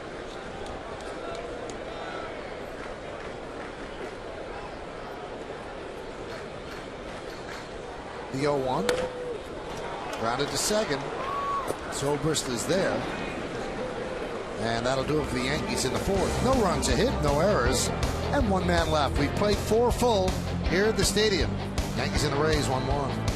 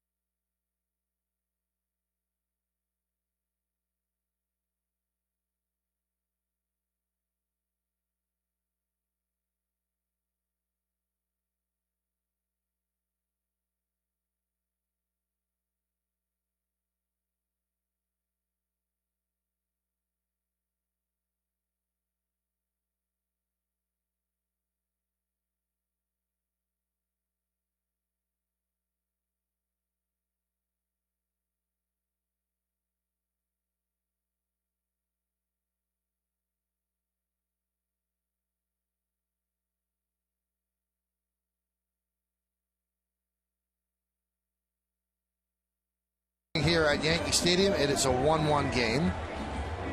The Rays scored in the third inning on a double by Upton, and Alexa's scoreboard shows you that the Yankees also scored in the third inning on a home run by Swisher. 1-2-0 Tampa Bay, 1-4-0 for New York. So Jabba Chamberlain has pitched well over 4, allowing just those 2 hits, both of them in the third, and it'll be the bottom third of the order: Gross, Navarro, and Brignat.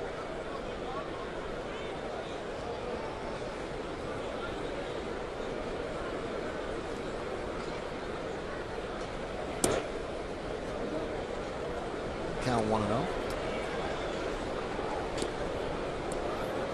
Rays had 11 walk-off wins last year, and Gabe Gross was responsible for 3 of them. So he's kind of like the Melky Cabrera of Tampa Bay. Strike.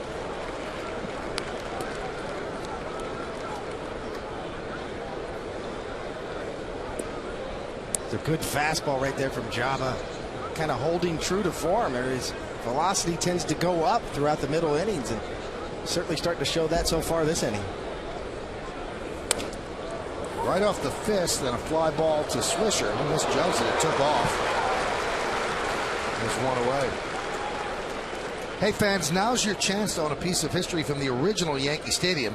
Seats and other memorabilia now on sale at Yankees.com. All memorabilia comes with a Yankee Steiner letter of authenticity. More information and to purchase original Yankee Stadium seats and other memorabilia, visit Yankees.com today and click the shop tag.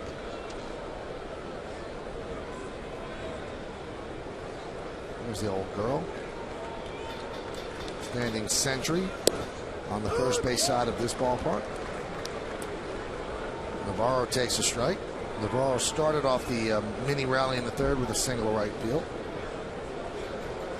Really a pitch off his shoe tops, lined it through the right side of the infield. That one's ripped foul. Breakdown of Jaba's pitches so far. He's got 34 fastballs out of his 61 pitches. 56%, 24 breaking balls, 40%, and about 3 or 4 changeups we've seen.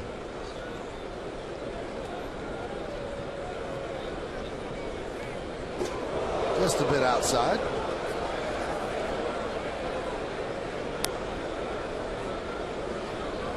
I think that one would have hit the bull in Bull Durham right there, Michael. Just in case. Watch the usher in the back. Never flinched. Big time usher.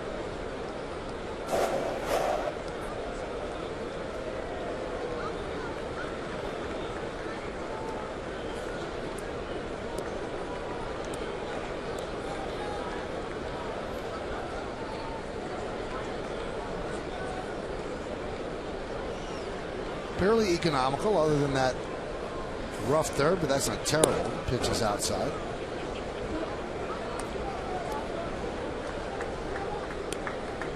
A-Rod way off the line at third for Navarro, swinging from the left side. Good breaking ball. Nubbed in front of the plate. Posada calls out Jaba. And that's off the glove of Teixeira. As Navarro will go to second, he's going to stop right there. That was thrown right into the runner, and Teixeira didn't want to get his arm broken and pulled back the arm. We'll see who gets the error. A cue shot on a slider right out in front. Good pitch. And you can see Posada's got plenty of time, and he just slings it sidearm. And that's on Posada the whole way. You see his reaction right there. He's got plenty of time with Navarro running. Kind of drops down a little too low with his angle. Little Laredo throw from Posada. No doubt about it. That's on Jorge, and he knows it. He had plenty of time to take a crow hop and throw from over the top. So two-base error on Posada. Pitch to Brignac is high. 1-0. After 18 straight games without an error, this is the 5th straight game the Yankees have with an error.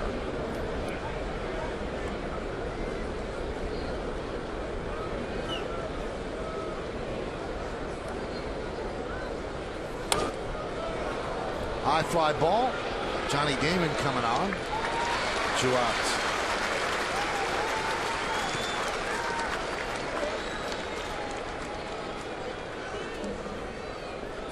Yana Navarro, originally out of the Yankees system. Talking things over with Robinson Cano as Brignac heads back. And now the dangerous B.J. Upton. Upton had shoulder surgery during the offseason and missed the first week of the season. And started off slowly as he was still trying to build up strength, but certainly has been hitting well now. Has a 10-game hitting streak. Pitch outside. Tampa Bay is 0 for 4 with runners in scoring position so far today. Big spot for Jaba right here. Good time to pick up your catcher Posada, who made the error that put the runner in scoring position. You get 2 outs. You got a hot hitter up and Upton. Now you've fallen behind 2-0 with Crawford on deck. Nothing worse than if you're a pitcher and somebody makes an error, whether it's your catcher on a throwing error or anybody behind you, and you don't pick them up, and that run ends up scoring. You know, that's a tough spot for a pitcher. I usually thought in these situations it's my job to pick up Posada. And if Jaba can get out of this, you can believe that Posada's going to feel a lot better about that throwing error. Grounded in the hole. Backhanded by Jeter. The long throw got him. So he does pick up his catcher. No runs, no hits, 1 error, and 1 man left on base. Speedy Upton hits a hot shot in the hole. Jeter backhand gets it right at the heel of the glove. Steadies, fires, got him. We're halfway through. It's a 1-1 game on Yes.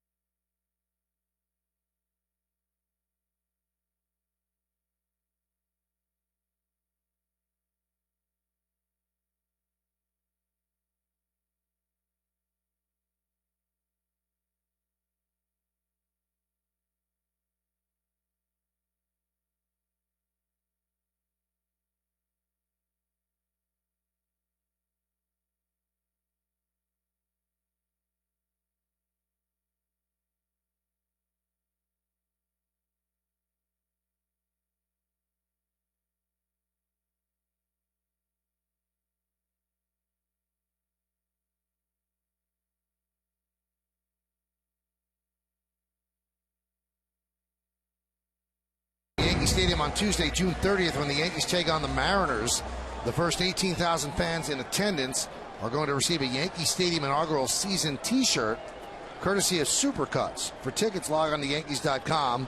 Visit the Yankee Stadium ticket window, Yankees clubhouse shops, or call Ticketmaster at 877-469-9849.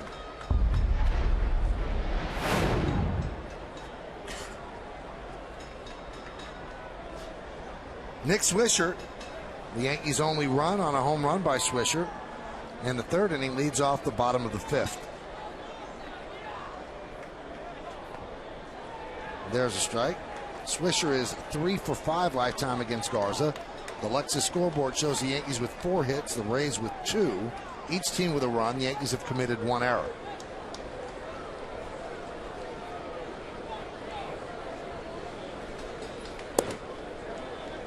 Count 1-1.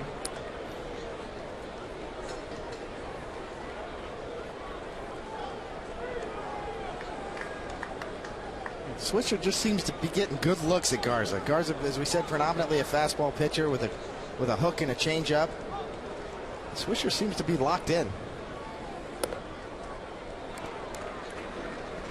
Some pitchers you just get a better look at. You just see it out of their hand. You anticipate their delivery a little better.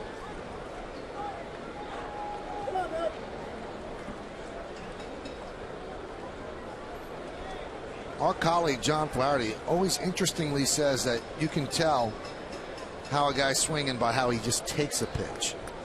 It doesn't seem rushed, and he knows exactly, looks it right into the glove, no panic at all. And as a catcher, I guess he picked that up. That's what you look for. The 2-1. And the count 3-1. There's a prime example right there. A good 2-1 changeup from Garza just down, and Swisher didn't even offer at it. It's like he's seeing it out of his hand. And Swisher's got a couple of home runs off of Garza lifetime and hitting .750 off of him lifetime.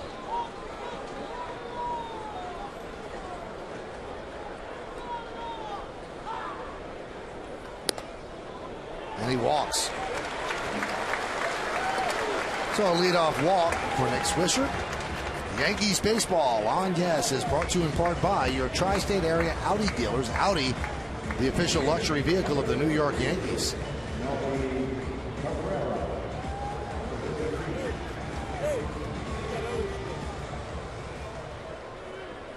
That's going to bring up Melky Cabrera. Now it's the 5th inning. Melky's certainly done a good job this year. Do you bunt?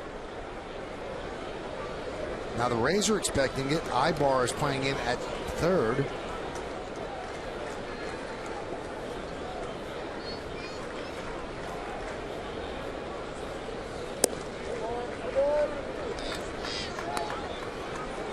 A good idea, you know, even if you don't bunt, as you see Melky Keyhole and Rob Thompson giving the signs down at third base, and obviously coming from the bench from manager Joe Girardi. But now you've got the infielders moving. You've got Ibar in at third even more. You've got the middle infielders moving around, and Pena obviously holding the runner at first.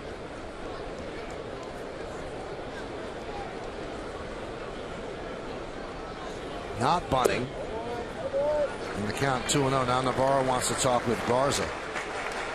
See, any sort of distraction you can create for a pitcher, Michael, really works. Even Melky with a little fake bunt on the first pitch. You got the infielders moving. Garza not sure what he's going to do. You got the distraction with the runner at first. Throws ball 2.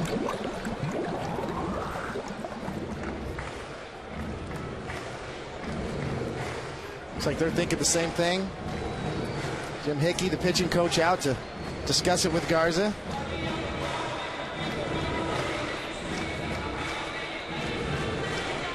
Tell you what, that's a big league goatee he's got there, Michael, huh? It's almost like a Billy goatee. It takes some time to grow it out like that. It's different.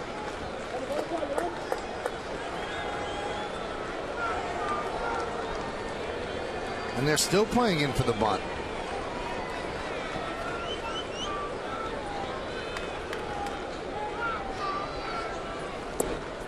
And the count 3-0.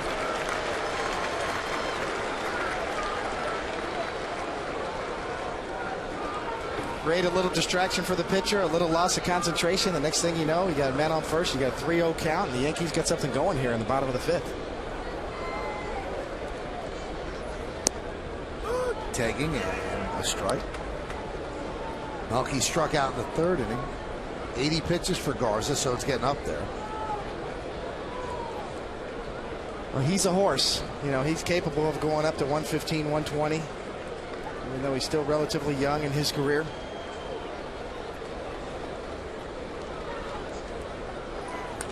Runner was going, so Girardi trying to open up a hole on the right side. And the ball fouled back. It's a good idea there on a 3-1 count. You know you're probably going to get a good fastball to hit. Melky did and missed it. Swisher on the move. A little unusual. They got Zobrist, the second baseman, covering on that with Melky, the lefty. So they know Garza's going to feature sinkers or fastballs away to keep the shortstop in place in case Melky tries to shoot it that way. Well, you run him on 3-1. Do you run him on 3-2? 25-year-old right-hander sets at the belt, wiggles the glove. Runner goes, again fouled away. So Swisher getting in some aerobic work. I like the idea. Go ahead and get something going here. Garza and Jabba in a pitcher's duel. That time actually had the shortstop covering. So that shows you the middle infielders are keyholing on the signs and know which pitch is coming, and that determines who's going to cover with a man running, either the shortstop or the second baseman.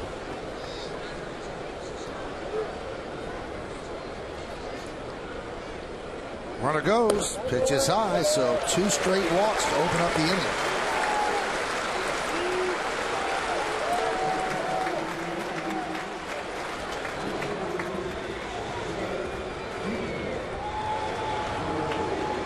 That's going to bring up Jeter. Okay, now the question is, do you bunt again? Or do you bunt this time? Rob Thompson goes through the sign. Derek is grounded out to third twice. Well, speaking from experience, when I'm on the mound in this situation, you know, a little fake bunt on the first pitch, unless Jeter thinks he's going to get a good pitch to hit on the first ball. But just to keep creating that distraction for Garza. It seemed to have worked the last at-bat. Get the infielders moving. Ibar's not sure. Tampa's got a chance to put on a play here, possibly the wheel play where the shortstop can cover third and the third baseman crashes. And Jeter tries to bunt and fouls it back. So a 94-mile-an-hour fastball upstairs. Jeter wants a do-over here. That's one he probably shouldn't have gone after. It's ball one. One of the keys to bunting is to get a good ball to bunt. To pull back and take that for ball one, it changes the entire situation.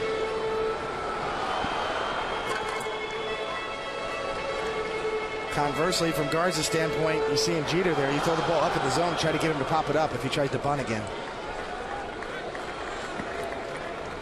Ibar in on the grass at third, and Pena on the lip of the grass at first. They're kind of hedging their bet with Jeter.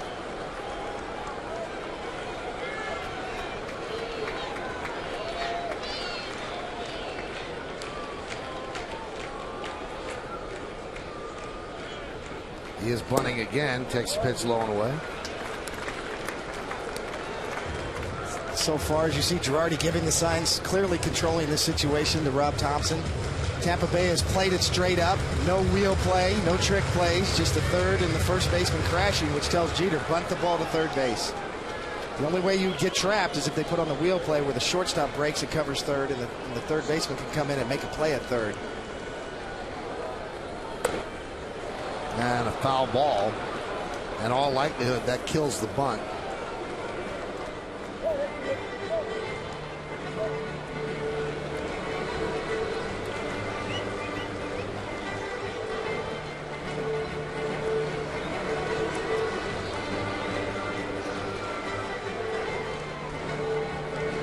Just don't see many sophisticated bunt defenses anymore, Michael. It used to be really an art of the past, and with the Mets, Keith Hernandez used to do it so well, crashing from first. And putting on a wheel play on a bunt situation can really be effective if timed properly, where Tampa Bay has played it straight up, but obviously now with 2 strikes, Jeter will be swinging. Soft ground ball towards second. They get 1. That's all they get as Melky goes in hard.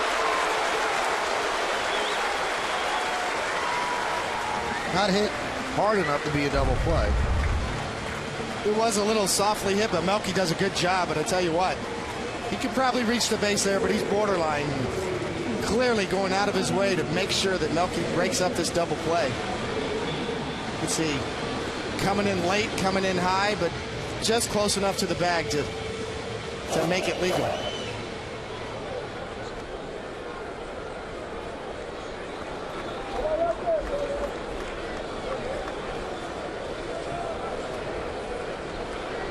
Raise a double play depth for Damon. Damon doubled his last time up, 1 for 2. And the pitch outside, 1-0. We're in the bottom of the 5th inning. Each team scored a run in the 3rd. The zeros on the board otherwise. Joe Nelson pitched yesterday, warming for the Rays. This will be the 90th pitch for Garza.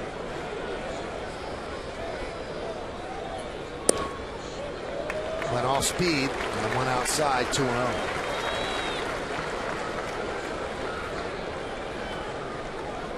Teixeira waits on deck.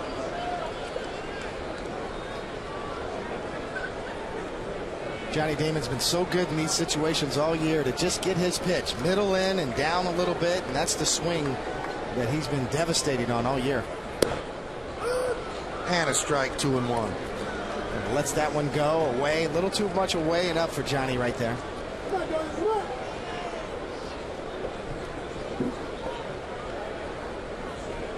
With Teixeira on deck, Garza's pretty much just got to resign yourself to throw fastballs away unless you can throw a good changeup in there, but trying to get a ground ball, trying to stay away. Oh, shattered bat, slow roller, and they have Swisher hung up. Bad throw, but a good scoop by Ibar. And finally, Swisher is tagged out as the runners are on 2nd and 3rd now.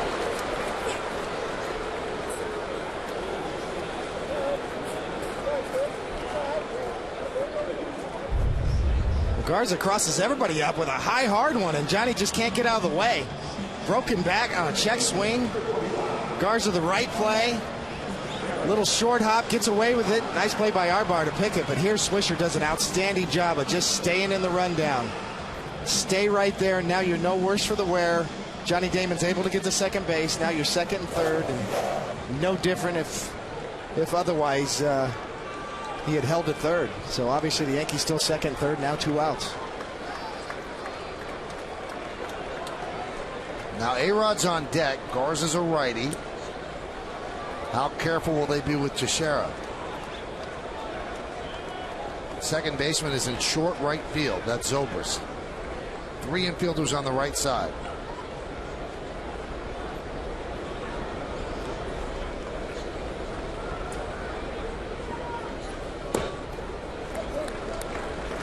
If you're scoring at home, the fielder's choice 1-5-2-6.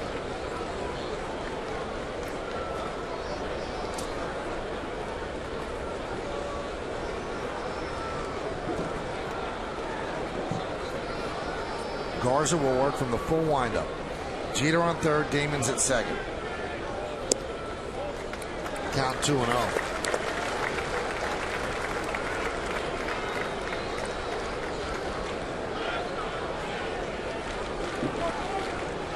Two outs and runners in scoring position. A home run, 11 ribbies at .364 average, 8 for 22. This is not an intentional walk, David, but it's pretty darn close. Well, we saw yesterday, you know, with Teixeira jumping all over the high fastballs, that Garza was not going to give in and give him a fastball, a curveball, and 2 straight changeups. On a 3-0 count, I'd be real surprised to see Teixeira get anything close to hit.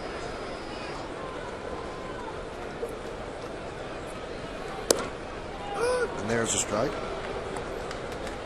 This is what we talk about with protection. The hotter A-Rod is, the less likely they could pitch around Teixeira in a situation like this. They've got to give him a pitch to hit rather than deal with A-Rod. 3-1. And he got him. Took something off of it, pops it up, and Navarro makes the play for the final out of the inning. So the Yankees waste an opportunity. 1st and 2nd, nobody out. A ground out by Damon, and then a to pop up on a change. Yankees strand 2. We go to the 6th, 1-1.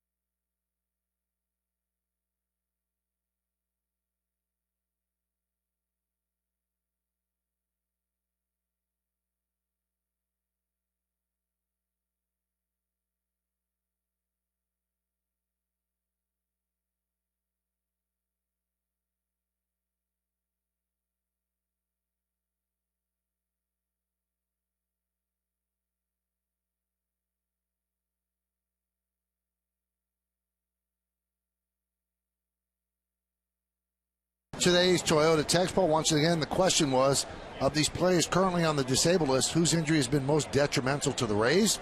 You've been texting us at 58772. Here are the results. 53% of you think it's Scott Kazmir. And Carl Crawford leads off. Pitches high, 1-0. 1-1 game as the Yankees waste an opportunity in the 5th.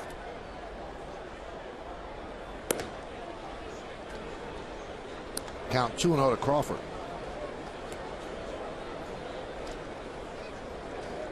Yankees have stranded 5 through 5. The Rays have stranded 3. There's a strike. It's a key inning for Jabba right here. His pitch count's in good shape. 72 pitches coming in, but you got the top of the order here. At least Crawford in the 2-hole. Odd swing. Kind of tied him up. Up and in with a fastball. Crawford tries to check his swing and just can't hold up. And probably the best thing is to let that bat go rather than maybe hurt your wrist trying to start a full swing and stop it in mid-sitting.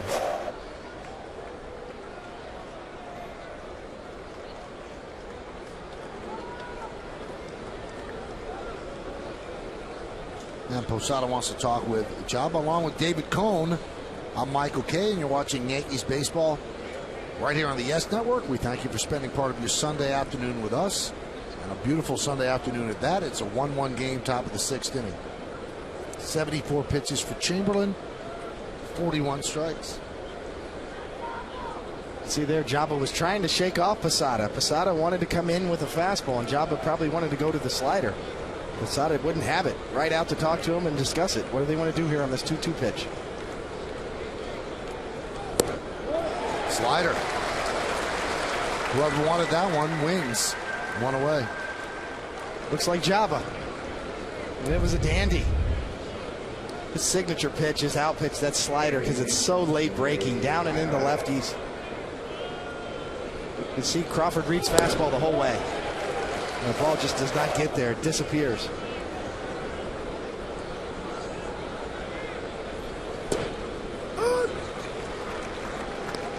Oh, another good changeup from Jabba. He's featured his best changeup to both Ibar and Pena. First pitch one there with good movement down and away. Once again, you see Jabba's velocity going up here in the 6th inning. His best fastball of the day right there at 96 miles an hour. Hot shot and off the glove of a lunging Cano, and it goes into center field. So Ibar picks up a single.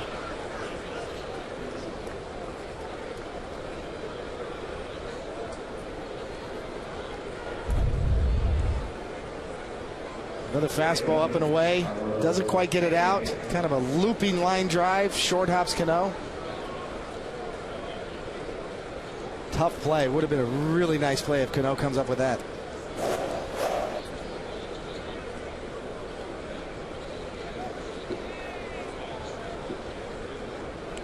There's a dangerous Carlos Pena. He was hit by a pitch in the second, grounded out to Teixeira in the fourth.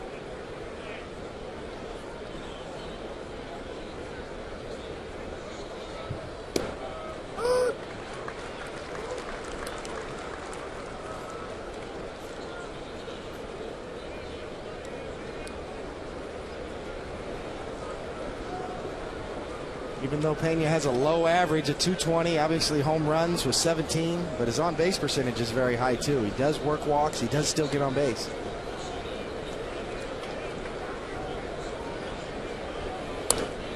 Line drive and just past the lunging Cano into right field. A base hit for Pena.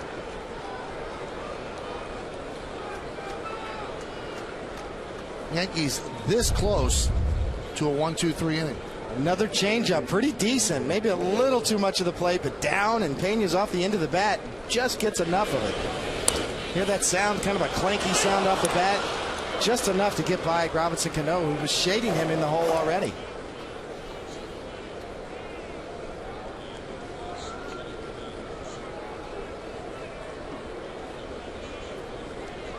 Here's Ben Zobrist, who has struck out twice against Chamberlain. Off-speed pitch.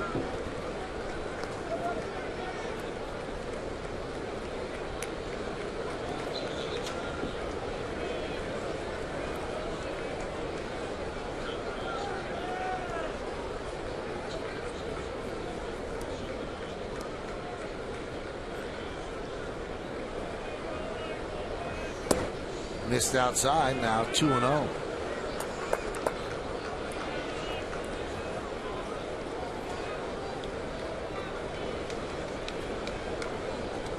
Two straight sliders to Zobrist, who's been a hot hitter coming into this game and against the Yankees all year. The big pitch right here.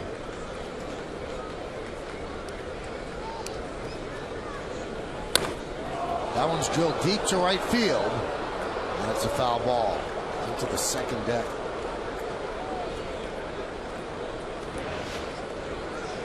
Zobrist yesterday got a slider from the right side and drilled it into the left field seats for a home run. Just missed another one right there on a 2-0 slider from Jabba. A little bit up. Zobrist just a little out in front.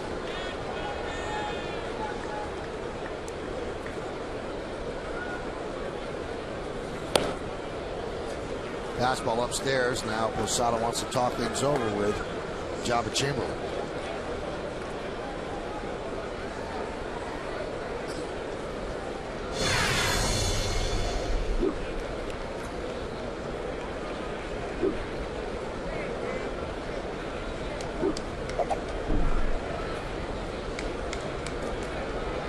Jabba's shown that even though he gets in jams, he can make pitches when he needs to. And here's a situation where he needs to make a pitch. Popped up and out of play. So we go to 3-2. One of those things when you're trying to evaluate starting pitchers, and obviously the debate with Jabba, the bullpen debate that continues to rage on in New York amongst the talk shows and the radio shows, is, for me, it's just that innate knack to be able to make a pitch when you get into a jam. You reach back and know that you never panic. You know that you're one quality pitch from getting out of this. You get a ground ball right here, you get a double play, you get a 3-2 pitch, you don't panic, you still make a quality strike. You take your chances. And Jabba's shown the ability to do that.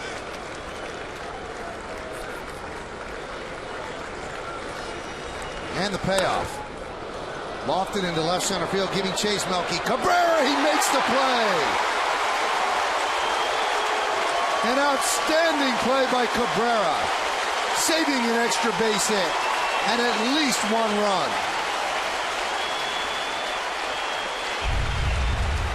The slider down and out over the plate, and a slicing line drive just going away from Melky. That's the only way you can make that play, is to get a great jump and to dive and lay out. Even though he probably got there in time, his momentum carried him into the dive.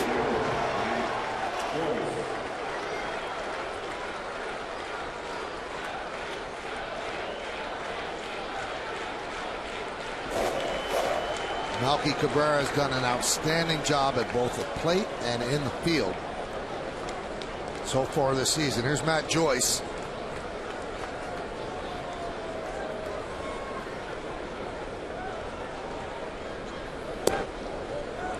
And the pitch outside. A big pickup for Jobber right there. Tough hitter, Zobrist. Left a slider down and out over the plate. Zobrist hit it hard, slicing away from Melky. A huge play. Saw some daylight there, but Jeter could not beat Ibar to the bag. Smart play by the veteran Jeter there. If you can steal an out right here to get out of this inning when you're in a jam, it's always a good time to take a shot.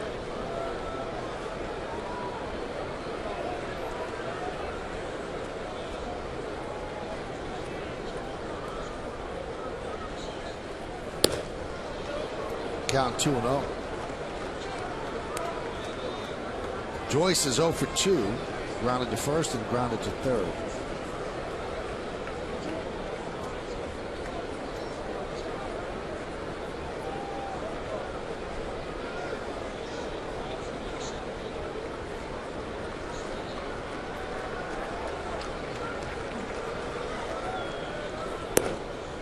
And now the count 3-0. So Java throwing a lot of pitches in this inning.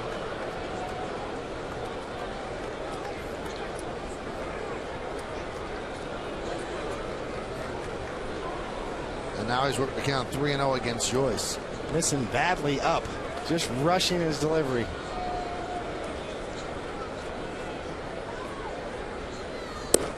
Right down the middle. 3-1.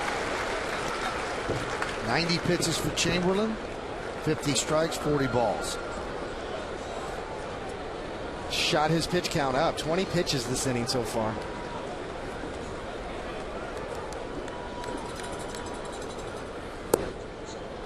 And now that count's going higher as he's loaded the bases. 106 pitches last time out in 8 innings.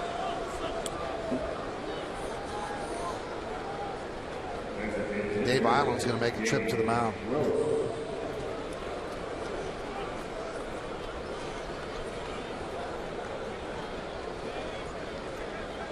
This more of a break in the tension trip, or just change the pace of the game? I think a little bit of both. It gives the Yankees bullpen a chance to get stirring a little bit. We all know about Jaba's pitch count limit. He's now up at 90. You see Mike Harkey, a lot of guys down there starting to get up, move around, stretch. If Jaba can get a quick out here, they might run him back out for the 7th. But as of now, you know, this long inning, this 21 pitch inning so far, has probably got a good chance of getting Jaba out of this game. Well, he wants to keep it 1-1, so Gross is very, very big. He's 0 for 2. He's fly to right and fly to center. Dropped a slider in there for a strike. He's got a lot of faith in that pitch. And Aceves begins to throw. First pitch, come right back to it. You miss with some fastballs up and out over the plate. Fell behind the last hitter 3-0 with fastballs. Good call by Posada. Get that breaking ball over. First pitch strike. If you could throw your breaking ball for strikes, you could set up the whole at-bat.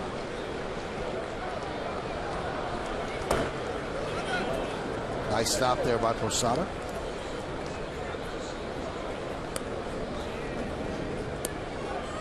Ibar's at third, Pena at second, and Joyce is at first.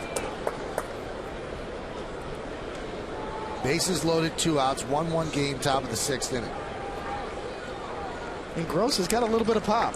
You know, he's got 3 home runs this year. He's got 36 in his career.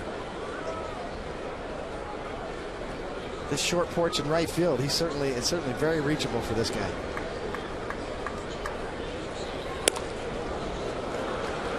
And the count 2-1.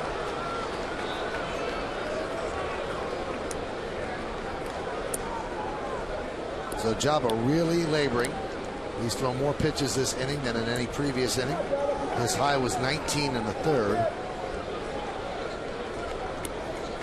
He just lost a little command on his fastball, even though early in this inning his velocity went up on his fastball. He seems to have really lost a feel for spotting his fastball in this particular inning.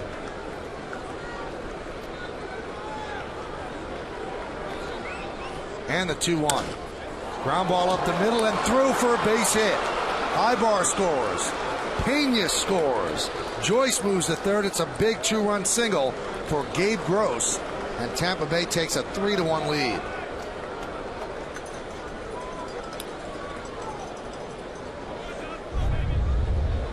What's another fastball? Up and out over the plate. Gross doesn't try to do too much with it. Almost sounded like he broke his bat a little bit, but gets just enough of it up the middle, and Robinson Cano was shading him towards the hole a little bit there. So a sudden turn of fortune for the Yankees and for Chamberlain. And that's going to bring up Deanna Navarro. So Tampa Bay now leads 3-1. Navarro's 1 for 2.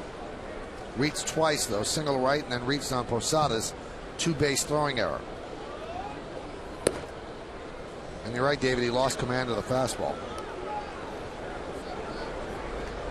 He had it in the first few innings coming out. He established it early, and he threw a lot of breaking balls for strikes and finished guys with sliders down and in, especially lefties. But this inning, just lost complete feel for throwing his fastball for strikes.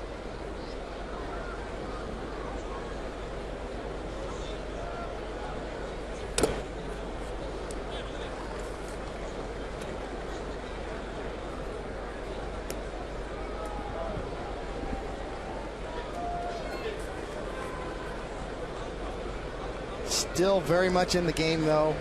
You want to strand this runner at third base. You've given up the lead. You've given up 2 runs here. Still get your team in the dugout. Java's just thrown 11 strikes to 26 hitters on first pitches today. 1-1, runner goes. The throw to second, not in time. So a stolen base for Gross as Joyce stays put at third.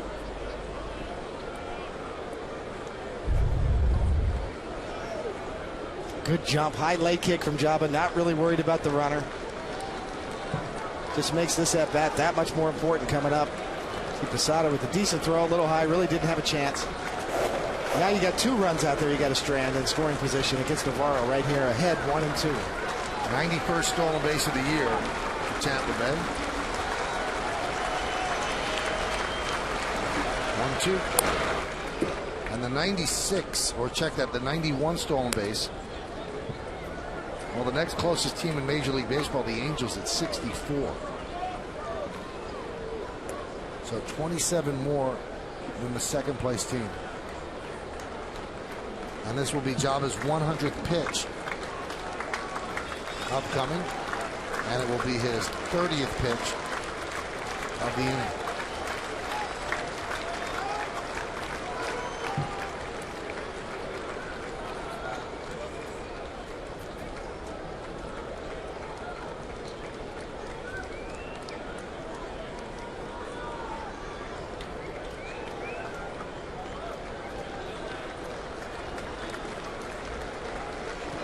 And the 1-2. He struck him out. But the damage has been done. 2 runs on 3 hits, no errors, and 2 men left on base. We go to the bottom of the 6th, 3-1 Tampa Bay.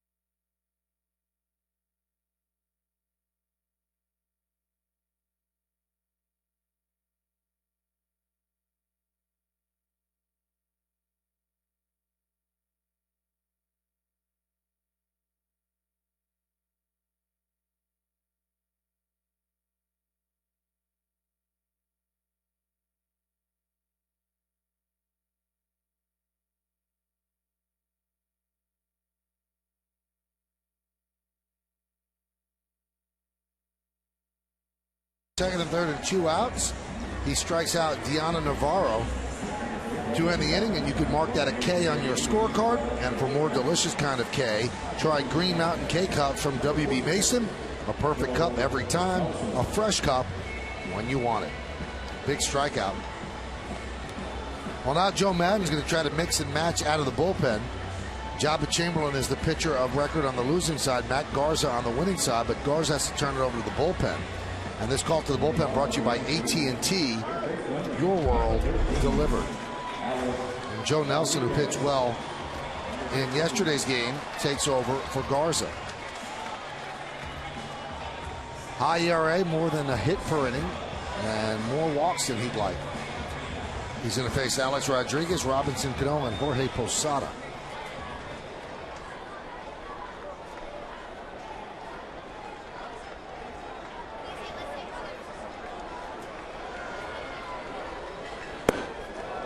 Up and in.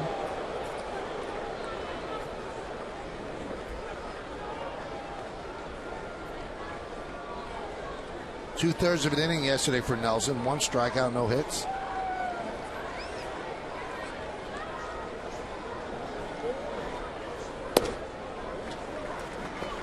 Two and 0. Nelson, not a power guy. Upper 80s with his fastball. Really good changeup is his best pitch.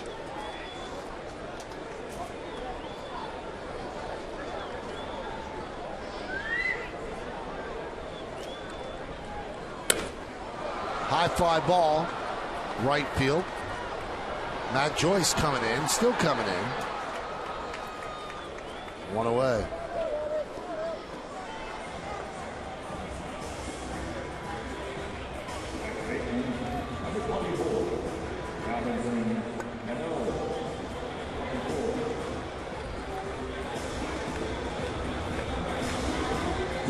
Cano on the day, 0 for 2.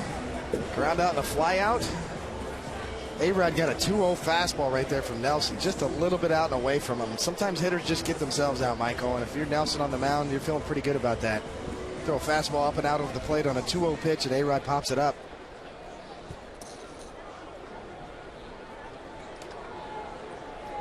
Here's Cano. He's 0 for 2, grounded to first and fly to center.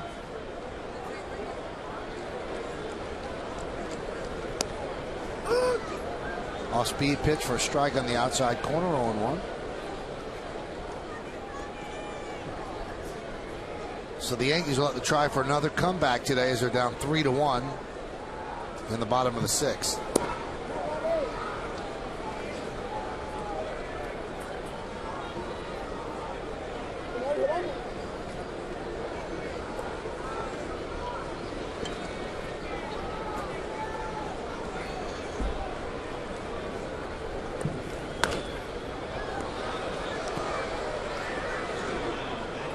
Count 1-2. You almost get the sense with the Yankees this year at home, Michael. It's almost like an NBA basketball game. You just tune in for the final 2 minutes and all the excitement comes. I think the crowd kind of senses it.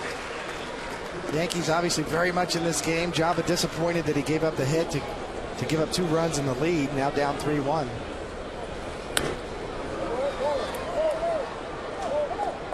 The Rays today kind of mixing and matching their bullpen. Don't really have a defined closer with Troy Percival on the DL.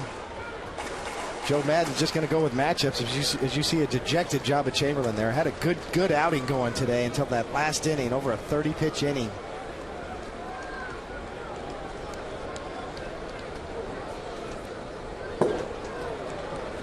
Count 2-2. We've seen so much late game drama from the Yankees at home this year. You just wonder, everybody's sitting around waiting to see what happens today.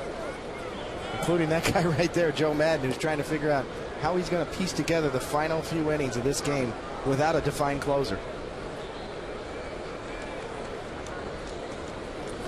Swing and a miss. Get a scoreboard update and go to the Yes Network studios in Nancy Newman.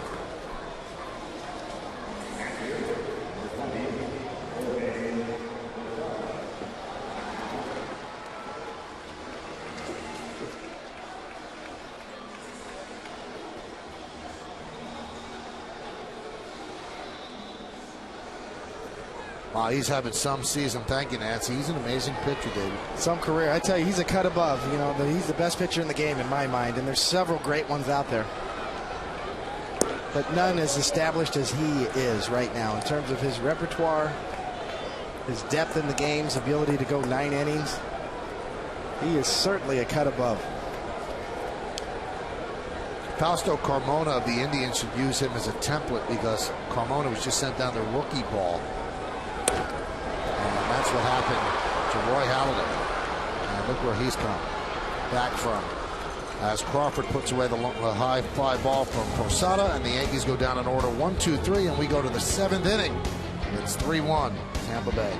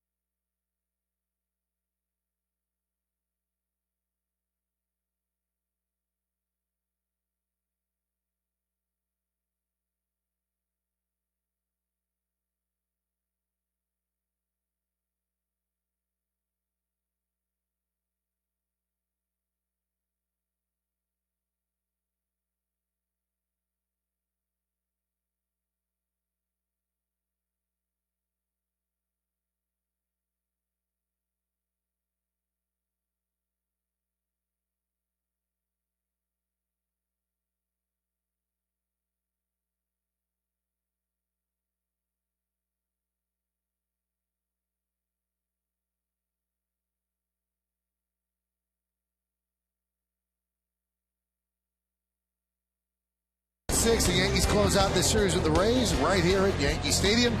The coverage will start with batting practice today, presented by Audi, and then the pregame, it's the Rays and the Yankees tomorrow at 6.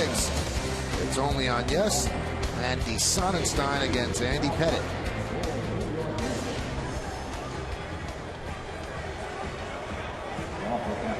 And we go to the 7th inning. A new Yankee pitcher is Alfredo Aceves.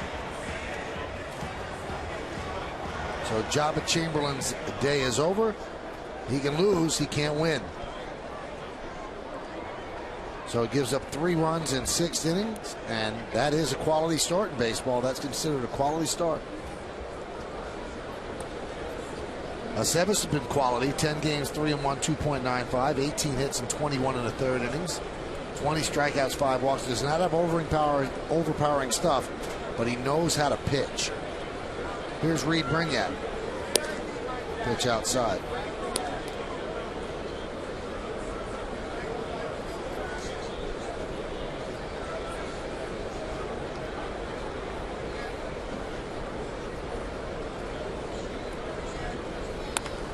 Served into left center field. It's a base hit. Damon cuts the ball off, so Brignac on with a leadoff single.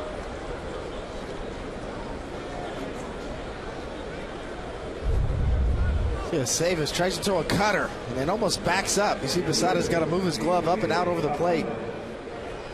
Brignac just kind of serves it in the left field.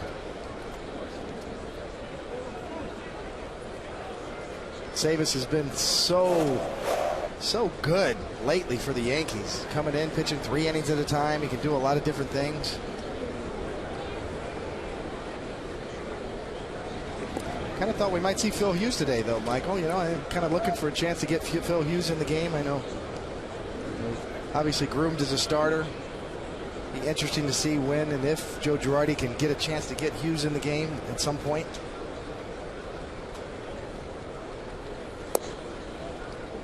Pitch is low to Upton.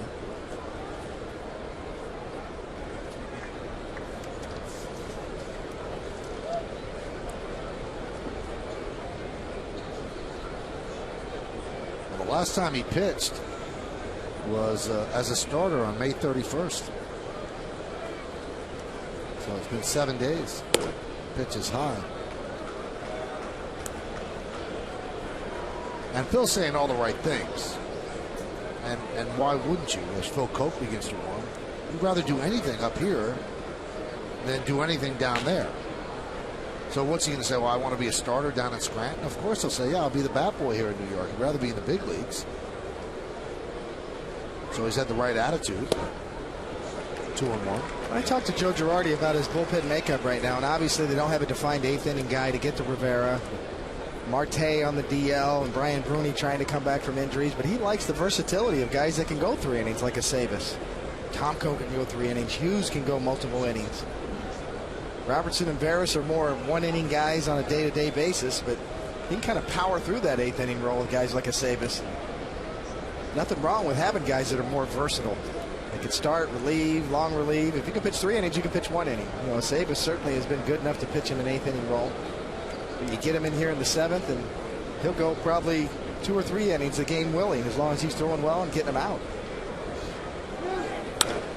Runner was going. That one's driven into right center field. Giving chase is Swisher. He makes the play. They could have a double play. The throw to first is not in time. Just getting back is Brignac. He was all the way around second and had a backtrack and just got in ahead of the throw from Swisher. Swisher had to cover a lot of ground. The ball just hung up there enough for him to get it, and you see all in one motion, wheeling and dealing. Got a little too much air under that throw. Teixeira with the stretch. Nice running catch. He's the only guy that could have made that play. Melky was shaded the other way. Pretty good effort. Good call by the home plate umpire, Scott Barry, who rotated over to first base.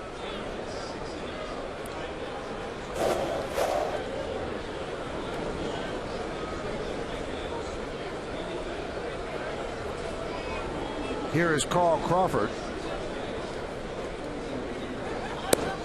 Pitch is high.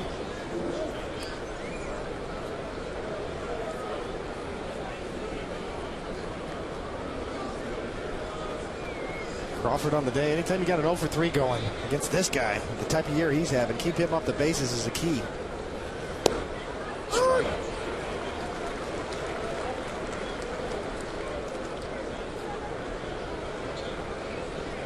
That's a guy you have to contend with. If you're a starting pitcher looking at the opposing lineup of the Rays, you look at this guy right here. Keep him off the bases today. Even though the Yankees are down 3-1 so far, pretty good job of that up until now.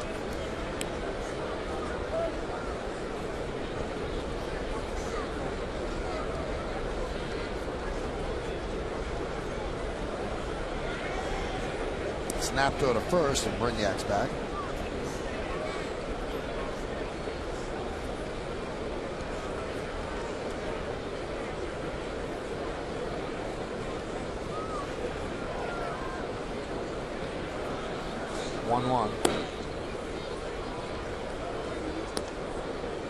Count 2-1.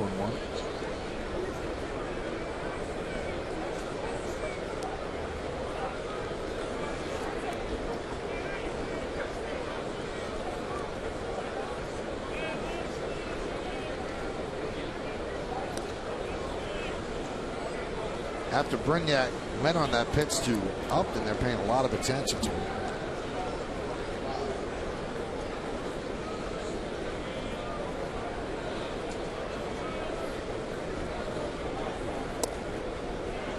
Count 3-1.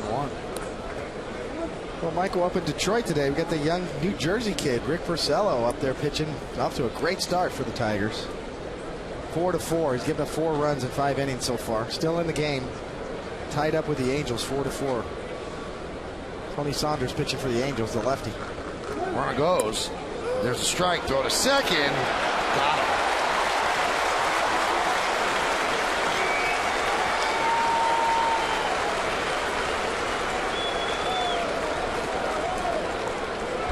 Called it, Michael. They paid attention to him, and he does not get a good jump. Savas is fairly quick to home plate, abbreviated leg kick, and Brignac knows he's just dead meat.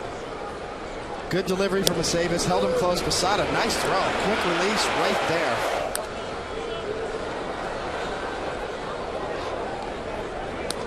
Posada certainly has answered a lot of questions about how his throwing ability was going to be this year after last year's injury to his shoulder and subsequent offseason surgery. Posada's thrown well, quick release.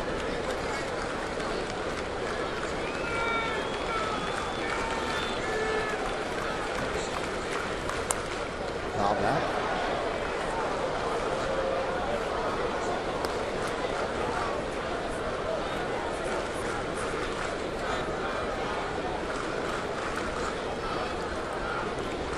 Rays lead the Yankees. 2 outs, nobody on. Crawford's 0 for 3. Full count. As Aceves gets a sign from Posada. And the pitch. Strike 3. Crawford down looking. So Aceves faces the minimum 3. No runs, a hit, no errors. Because of the caught stealing, nobody left on base at the end of 6.5. It's time for the 7th inning stretch here at the ballpark. Yankees are trailing 3-1, but we stay right here and honor America in the Bronx. Ladies and gentlemen, please rise.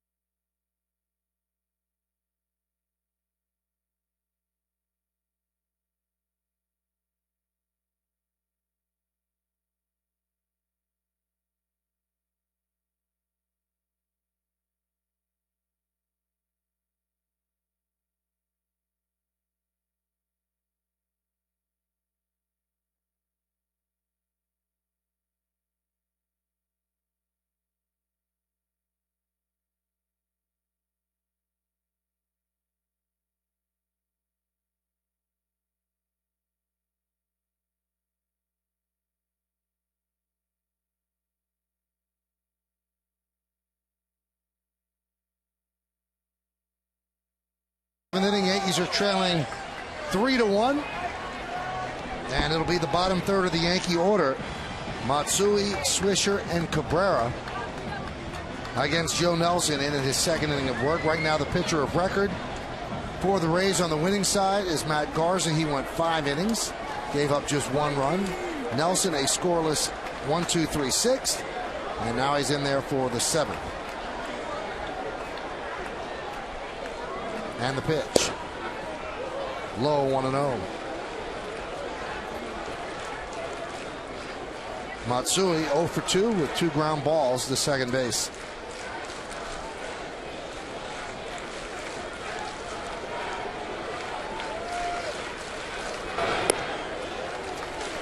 And the count 2-0.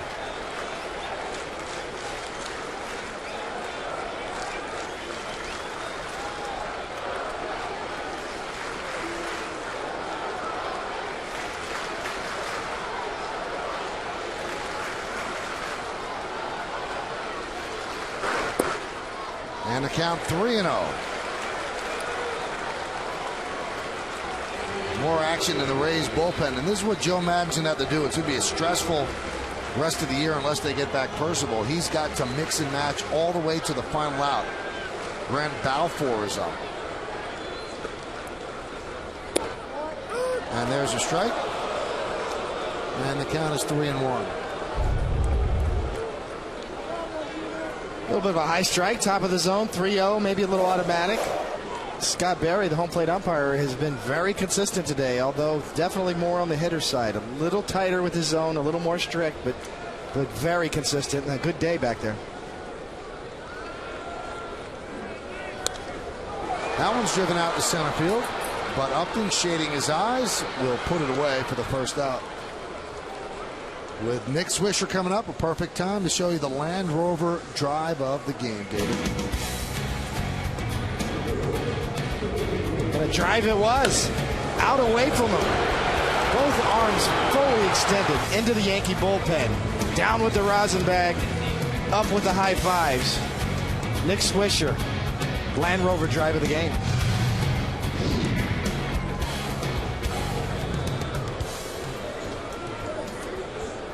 And here's Nick Swisher. He's had that home run and a walk.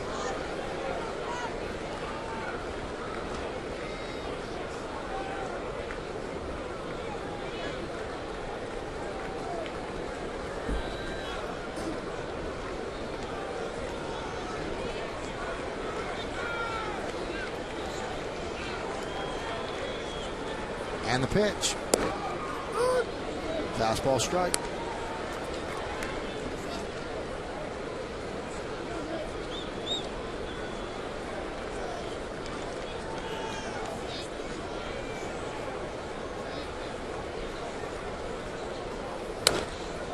Grounded to first. Nice play by Pena. Flips to Nelson. 2 away. Hey, coming up after the final out, it's the Emmy Award-winning WB Mason postgame. Get a recap of today's game against the Rays, including highlights from around the majors. Plus, Kimberly Jones will talk to the players in the clubhouse. It's the WB Mason postgame after the final out, only on Yes. We talked about flashing some leather. Gold glove caliber first baseman in this game. Pena and Teixeira with great plays today. Down the line, good range. Easy flip to Nelson for the out. And Cabrera hits a fly ball to left. An easy 1-2-3 inning for Joe Nelson and the Rays. Yankees go down in order. They've gone down 7 in a row when we go to the 8th.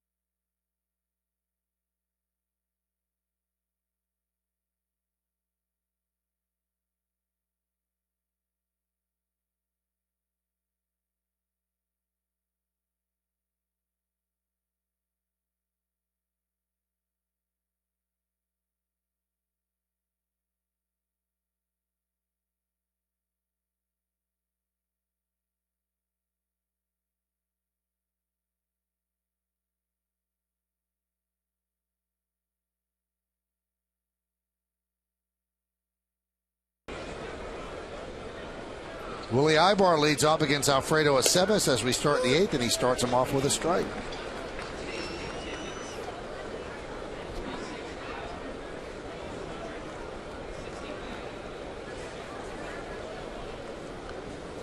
The 0-1. Off speed, swung on a miss.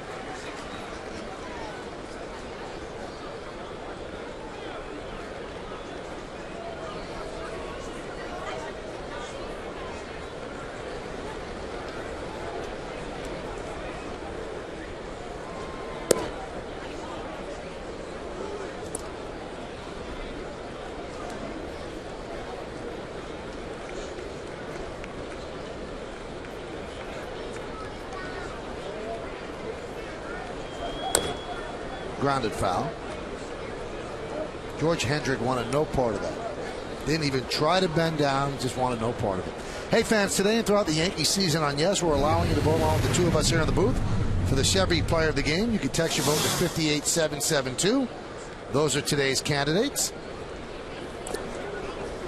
Fouled off, we'll give you another look, but you can vote now, make your voice heard. Standard text messaging rates apply. Nick Swisher's number 1. Gabe Gross, number 2. BJ Upton, number 3. Matt Garza, number 4. Again, 58772 is where you text to. Standard text messaging rates apply. Swing and a miss. Ibar down on strikes. See right there, the 3-finger changeup grip. You see the white of the ball. It's a sure sign that you know it's going to be a changeup. And a good one. Down and away. Walk the dog. Aceves has got some pitches. Cutters, changeups, curveballs, spots his fastball both sides. Very versatile pitcher.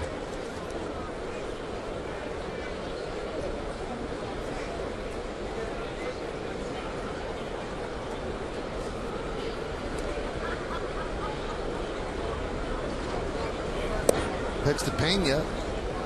Low and inside, 1-0. Gives us a chance to put a little bow on Jabba Chamberlain's outing today, Michael. You know what?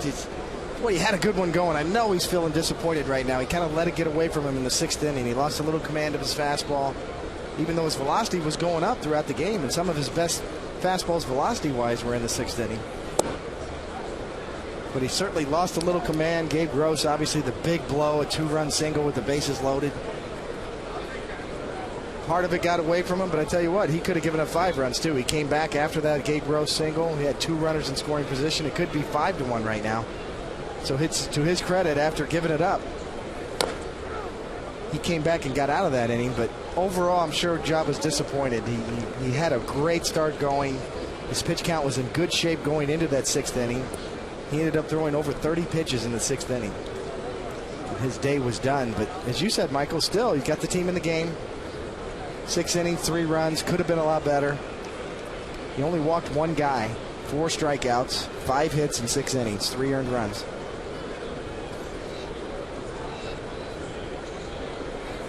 You know, we talked about this on the batting practice show today when we broke down Java's previous 2 starts. I think sometimes the expectations for this kid, and that's what he is in Major League parlance, he's still a kid, are just off the charts. I think you expect him to throw a shutout every time out. But giving up 3 runs in 6 innings is certainly not bad. Now, it's amplified by the fact the Yankees only scored 1 so far. But 3 and 6 is a quality start. Well, certainly by Major League averages nowadays it is. But, you know, I think Jabba feels like he had a really good one going. And he was going to go deep into the game again. He had his pitch count in shape to get back into the 8th inning possibly. The 6th inning, throwing over 30 pitches in that 6th inning really shot his pitch count up.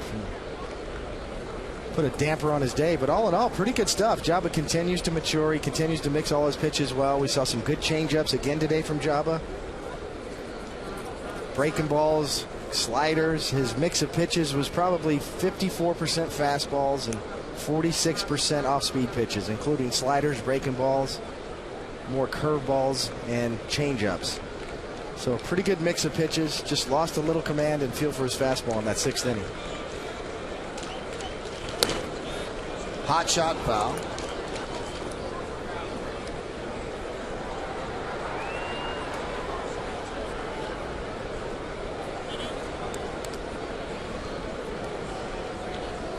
Meanwhile, Aceves with another impressive start. As you see, 25 pitches total, 16 and 9 strikes to balls. He's got a lot of different ways he can finish hitters. We saw him with a backdoor cutter slider to finish last inning. Got another situation where a finish pitch right here on a really tough hitter.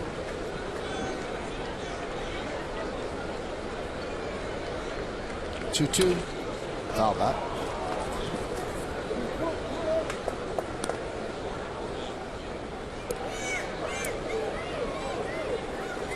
In terms of job as a starter, and the debate will rage on, he's made 23 career starts, and he's allowed more than 3 runs just 3 times in his 23 career starts.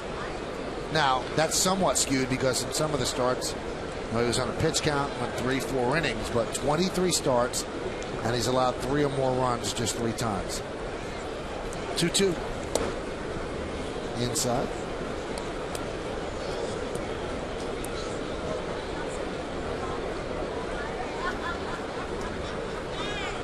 This will be the 8th pitch of the at-bat.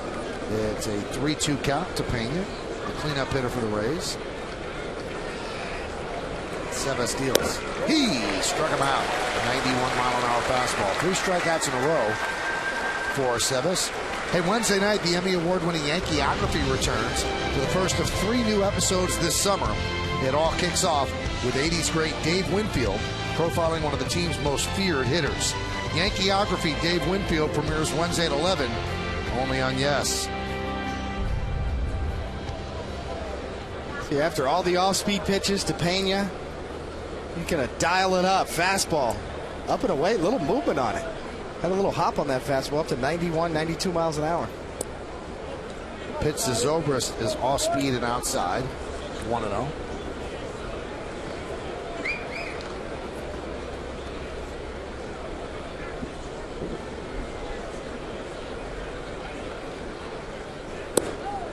Strike.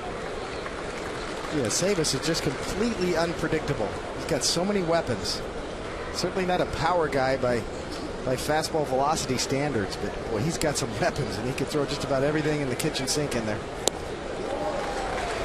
Curveball, nice changeup right there at 81 miles an hour. He's got a cutter to both sides of the plate. He knows how to add a little bit with his fastball, as we saw with Pena on the strikeout. Let's see where he goes here. Completely unpredictable. 1-2. Just missed inside.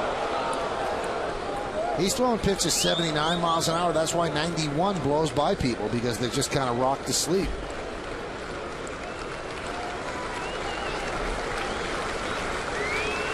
Two. He struck him out. Changeup. He strikes out the side. In fact, he struck out the last 4 Rays in a row. They go down in order. 1, 2, 3. And we go to the 8th, top of the Yankee order coming up.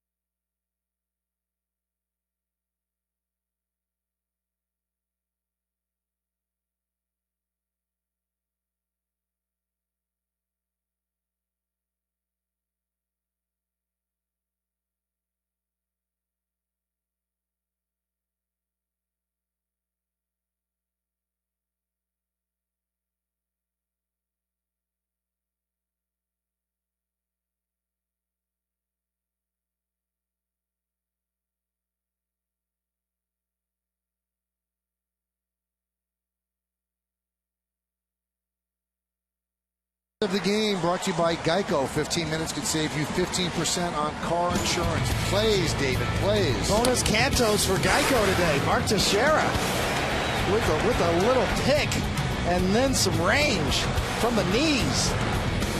Here comes A-Rod barehanded to get a speedy Carl Crawford. And then a backhand.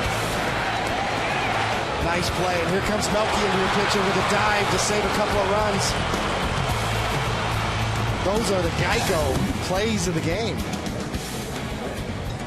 Well, the Yankees would like to make some noise right now offensively. They've done a good job defensively. And now they'll have to face Grant Balfour, a hard-throwing right-hander. And he threw 20 pitches yesterday, 1 inning, a hit, 2 runs, and 1 walk. And the walk was controversial. He was complaining about it after he was taken out of the game. You see his numbers so far this year, about a strikeout per inning. He's walked too many, a 5.68 ERA. One thing that you notice about Tampa Bay when you take a look at what they've done this year, all of their young pitchers that all clicked at the same time last year, they're not clicking now. The bullpen's not the same. The starters aren't the same.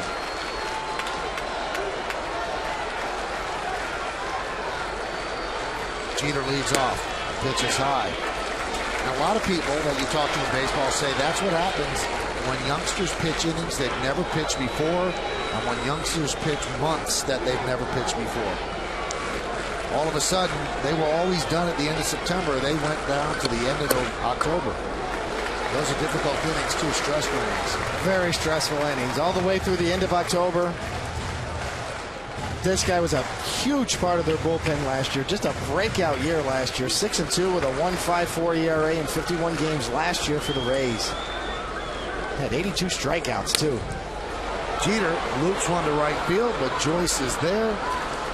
And Joyce has had some adventures out there, 1 away.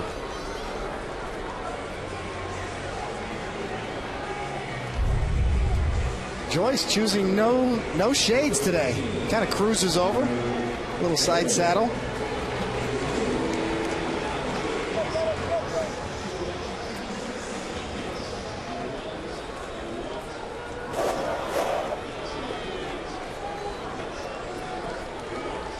Balfour's trying to get retain his form that he had last year so far this year.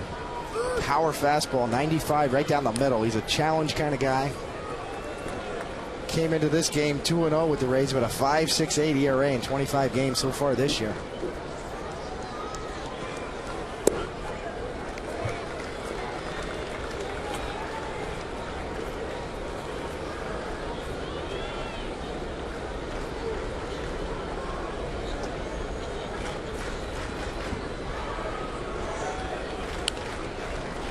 Foul back.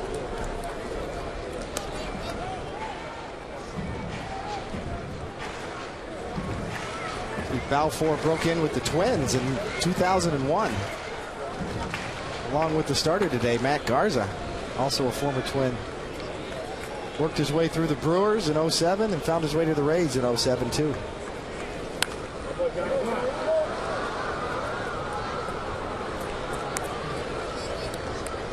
Count still 1-2. Damon today is 1 for 3. Struck out, doubled, and then wrapped into a slow roller, fielder's choice, 1-5-2-6 in the 5th inning. Yankees really had a good opportunity in the 5th, couldn't get a run across.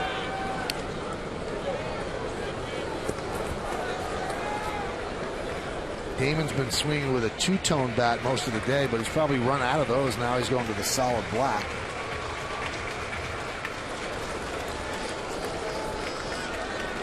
Grant Balfour, born in Sydney, Australia. Another one of the Australian connection. A lot of pitchers. Graham Lloyd, former Yankee lefty reliever from down under. That one is looped into left field. It is a base hit in front of Crawford. Second hit for Damon.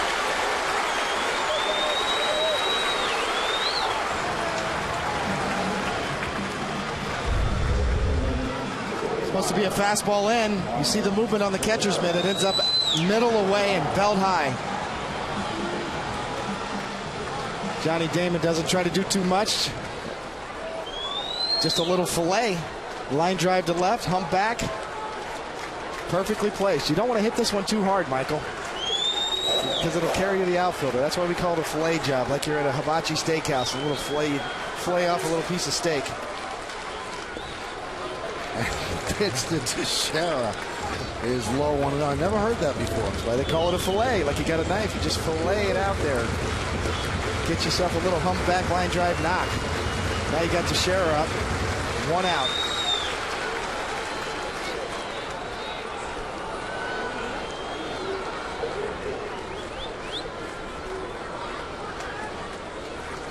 Teixeira's 0 for 3.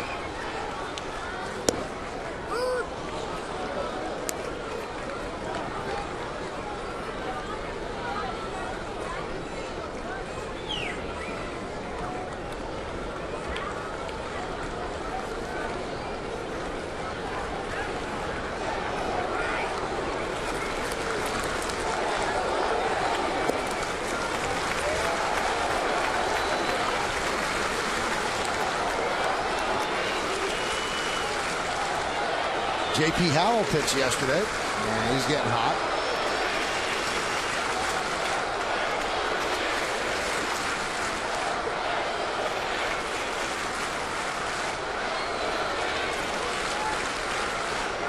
Fastball hitter, fastball count.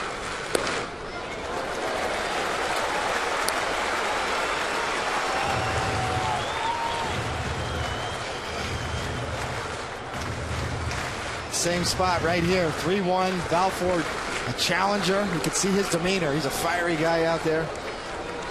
Not afraid to challenge guys. Teixeira, a great fastball hitter. Driven down the right field line. It is a base hit. Up against the wall. Teixeira's going to stop it first. Big play. Big play by Joyce as Damon goes to third. That keeps a double play in order for Tampa Bay. He hit the ball too hard. Well, he did. He gets a 3-1 fastball right down the middle at the knees. Gets the head out. This gets to that fence in about 0.9 seconds flat. One hop right to Joyce. No chance for Teixeira. Stop it first with a bullet single.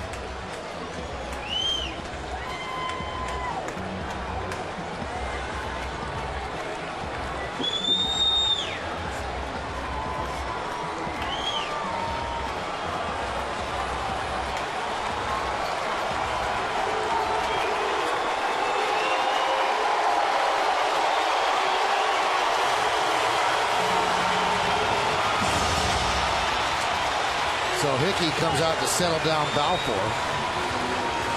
And the Yankees again looking for some late inning heroics. Will it be Alex Rodriguez this time? This is a team that refuses to lay down. This is a team that battles back no matter what the deficit. This is a team that seems to enjoy late inning theatrics. Does it all click again today?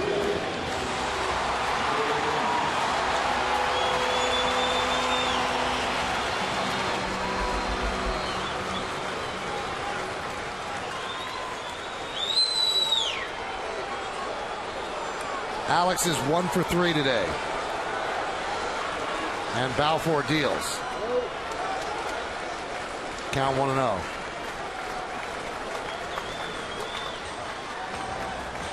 Balfour, not a ground ball pitcher. Obviously a power guy with four-seam fastballs, more of a fly ball pitcher. Chooses to go to slider. First pitch to A-Rod. A-Rod checks a swing with Cano on deck and J.P. Howell ready. A-Rod's going to look for a fastball up. He can drive. Chances are he'll probably get one.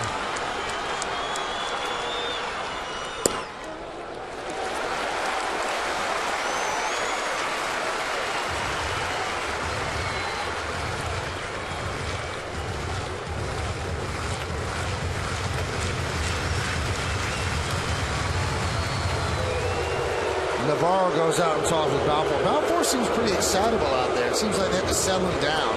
Yesterday when he got taken out of the game, he was fired up in the dugout. And you can unnerve him again, I guess.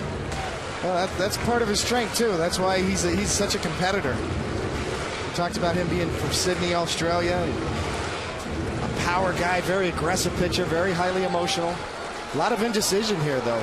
Jim Hickey, the pitching coach, out for a long discussion. Now Navarro. 2-0 pitch to A-Rod. 95 miles an hour. A-Rod trying to give the Yankees a lead with one swing. Boy, this is it. You can see trying to come in. That ball's just above the belt, right down the middle. And A-Rod is right on it, just under it. Had it timed.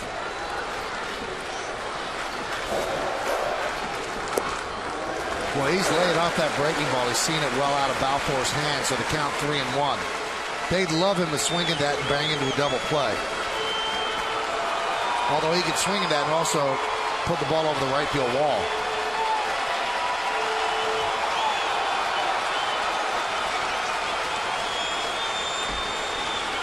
Damon's at third. Teixeira is at first.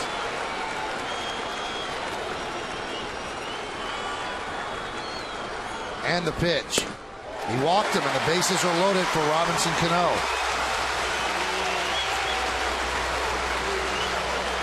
And with the lefty Cano coming up, they're going to call on Howell. Let's take a look at this at bat. First pitch slider in the dirt. A-Rod checks. Another slider right there. Just misses. Good take by A-Rod. That's the pitch he wants back. Another slider. Good take again by A-Rod. Fastball up. A-Rod had one pitch to hit and missed it. Took the walk. Good at bat. So now J.P. Howell, who's so good against righties, has to face a lefty Cano with the bases loaded. Stick around.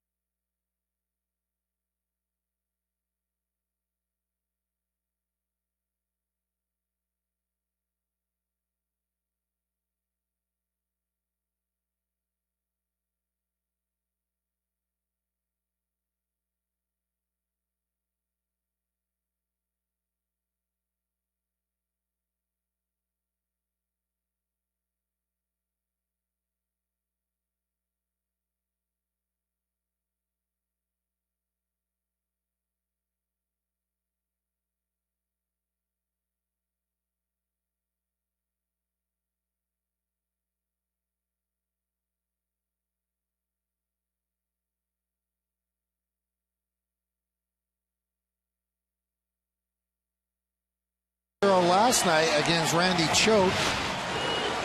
2 outs in the bottom of the 9th inning, and he crushed the ball to center field, but B.J. Upton ran it down, and that was the end of the ballgame that the Yankees lost 9-7. Now, Cano did come through in the 8th inning against his very same pitcher, J.P. Howell, and he sliced a single to left field. Howell's had trouble with lefties this year. They're 11 for 35 against him, 314. Righties are 10 for 68, 147.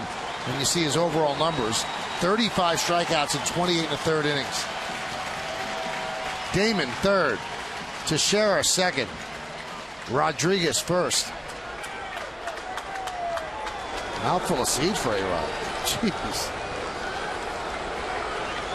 And here is Cano. He is 0 for 3.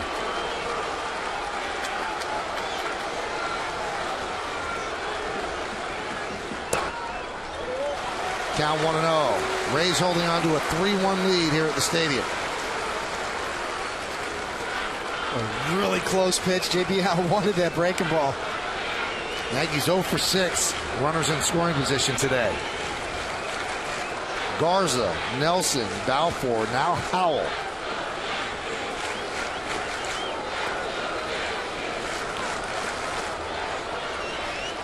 And the 1-0. Grounded foul.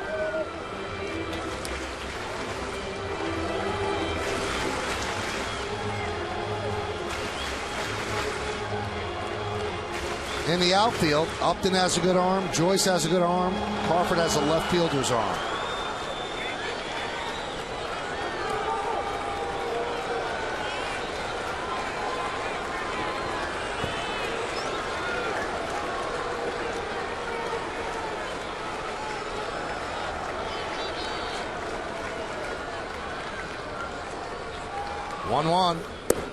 Missed outside, 2-1.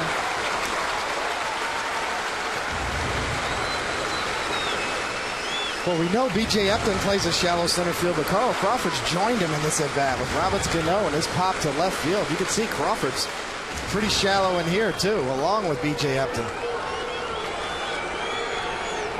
Obviously looking for a play at home plate on a base hit towards his way, Crawford and left. But Robinson Cano can find a gap. All three runners easily score. The 2-1. 3-1. And there's no place to put Cano.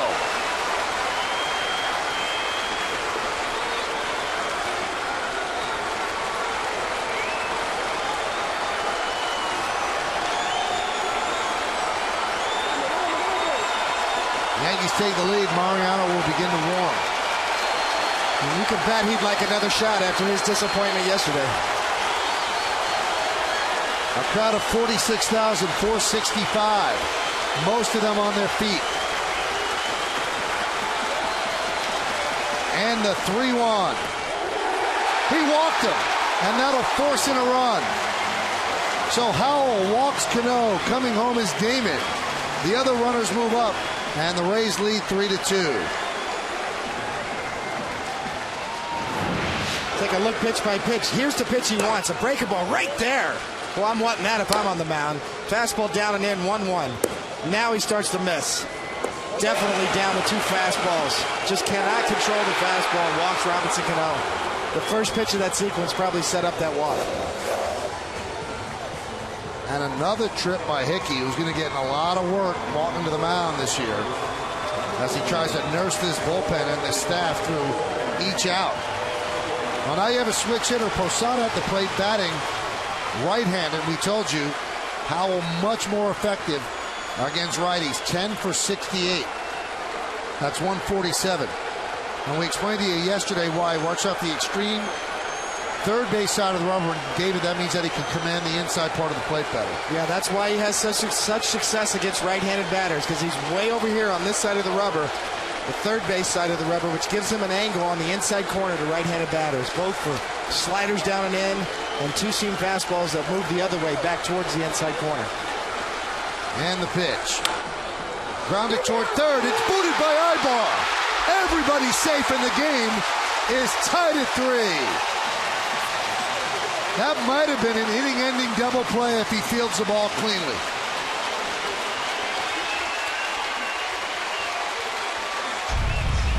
Well, it looks like Ibar gets ahead of himself. Like he's ready to go to third and make the tag before he secures the hop. And Posada did hit it fairly well. He gets the head out on this ball. Hits it fairly well, although straight down into the ground. Ibar's already looking at third base to make a tag and maybe go to first for a double play, and just gets caught in between. A big break for the Yankees right there. Tampa Bay with 4 errors yesterday. A big error right there. Here is Matsui. Base is still loaded. Still just 1 out. And that one is a chopper over the mound. There's one on to first. Not in time. A-Rod scores and the Yankees lead 4-3.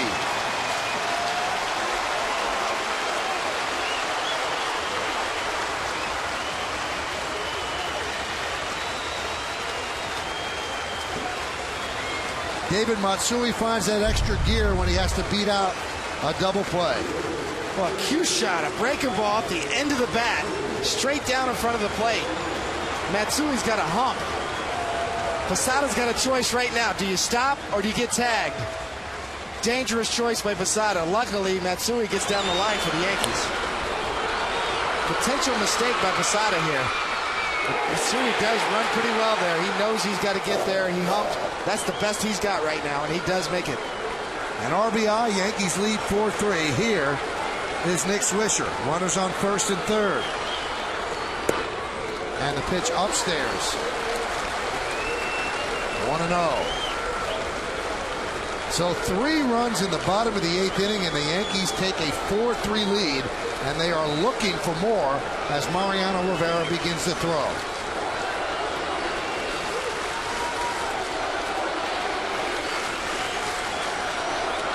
And the pitch.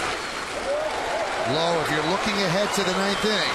Joyce, Gross, and Navarro will face Rivera. Wow, for J.P. Howe, you're thinking right now, man, a walk and 2 cue shots up the end of the bat. And now you've given up the lead. Ball hasn't left the infield.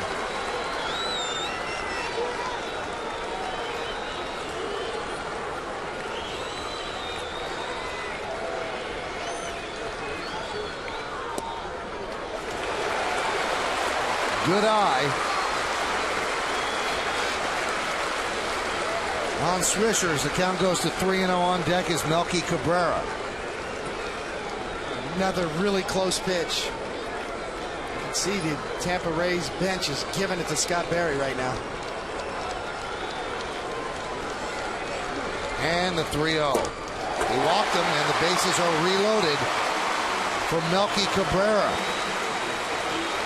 So the Yankees have batted around Cabrera, the 9th Yankee to come to the plate.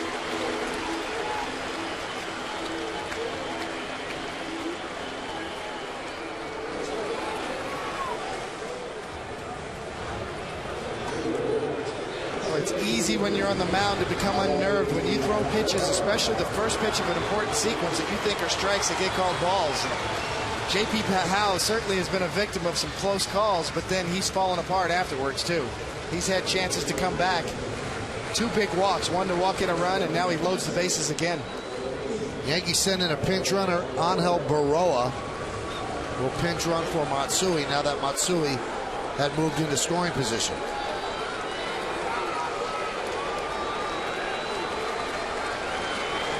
And here's Melky Cabrera, 0 for 2. A walk. He has a 4-game hitting streak on the line. And the pitch. 1-0. If you're going to miss, this is not the team to miss against. They will not expand the strike zone for you. 14 of Melky Cabrera's 23 ribbies this year have come in the 7th inning or later. A couple of ribbies out on the pond right now. 0-1-0. There's a strike, 1-1.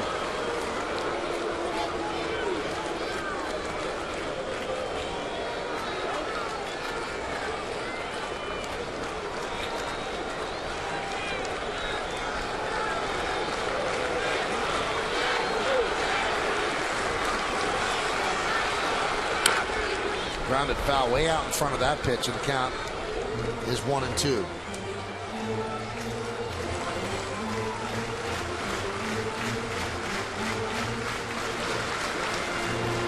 Yankees just have 6 hits in this game, but 5 walks. Melky in 2009 hitting .571 with 4 hits and 7 ribbies with the bases loaded.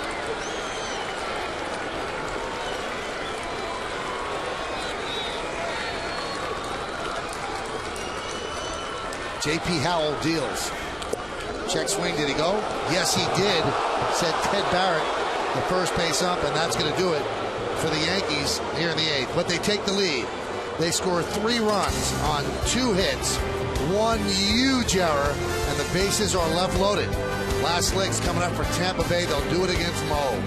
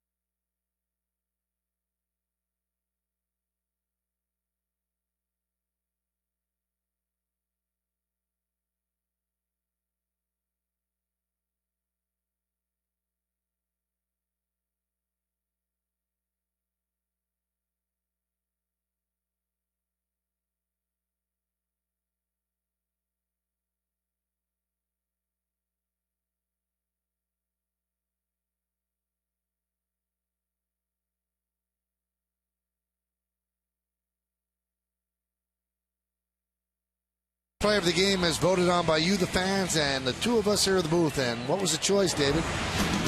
It is Alfredo Aceves. Going to be the Chevy player of the game. A changeup down and away. There's one strikeout. There's two in a row. Backdoor cutter. How about another changeup? 3 in a row. He actually finished with 4 straight strikeouts and 2 scoreless innings. Really stabilized this game after Java had a tough 6th inning. Now you turn it over to this guy, Mariano Rivera. After a rough day yesterday, right back on the saddle, and a chance to save. Mariano took the loss in yesterday's game. Gave up 4 runs. And Ben Zobrist started the inning with a triple. 23 games, 12 saves, 26 hits, 23 innings, and 28 strikeouts, and 2 walks.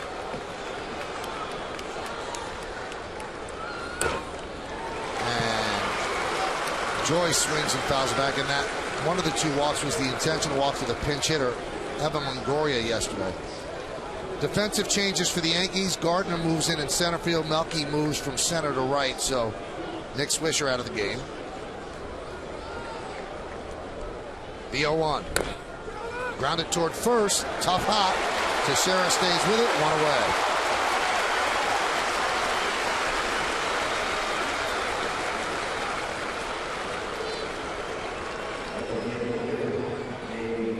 Well, coming up after the game, it's the WB Mason postgame show. Get a recap of the game against the Rays, including highlights from around the majors. Plus, Kimberly Jones will talk to the players in the clubhouse.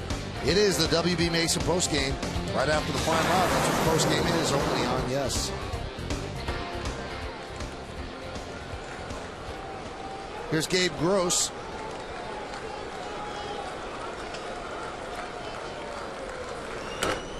Right in off the fist, foul back to the screen.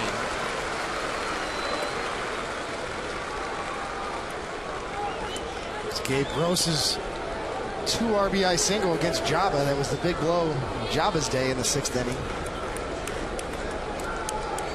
So Java is off the hook. He cannot lose this game. Aceves is the pitcher of record as Rivera tries to nail it down.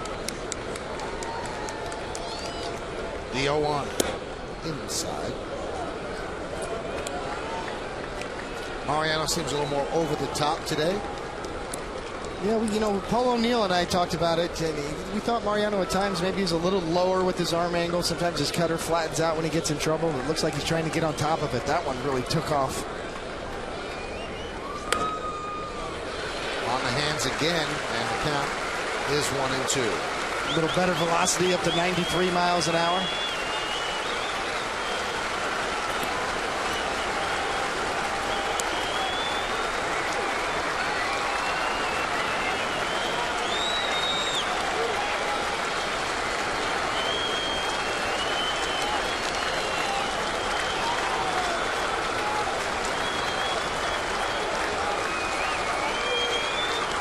And Rivera deals. He struck him out, 2 away.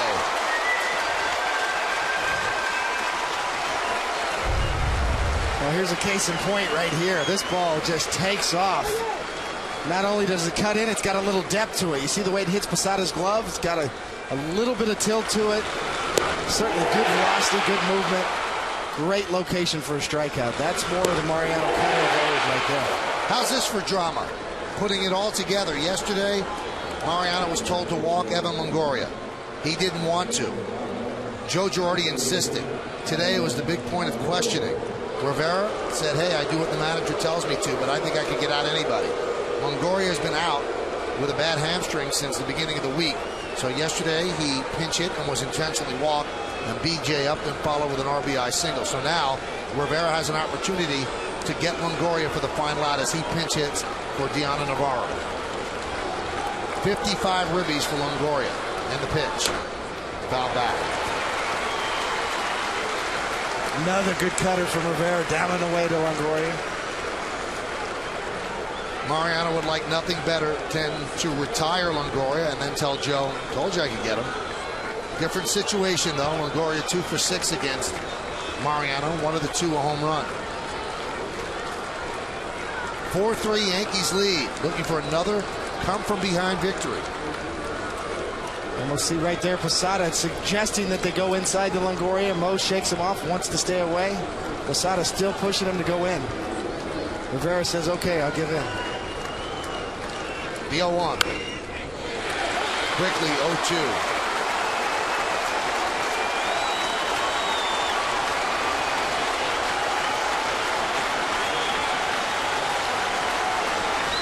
Crowd of 46,465 looking for strike three.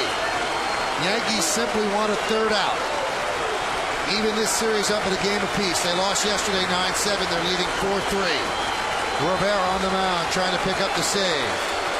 He sets at the belt. Longoria, the 0-2 high. 1-2. Longoria leads the major leagues with those 55 ribbies.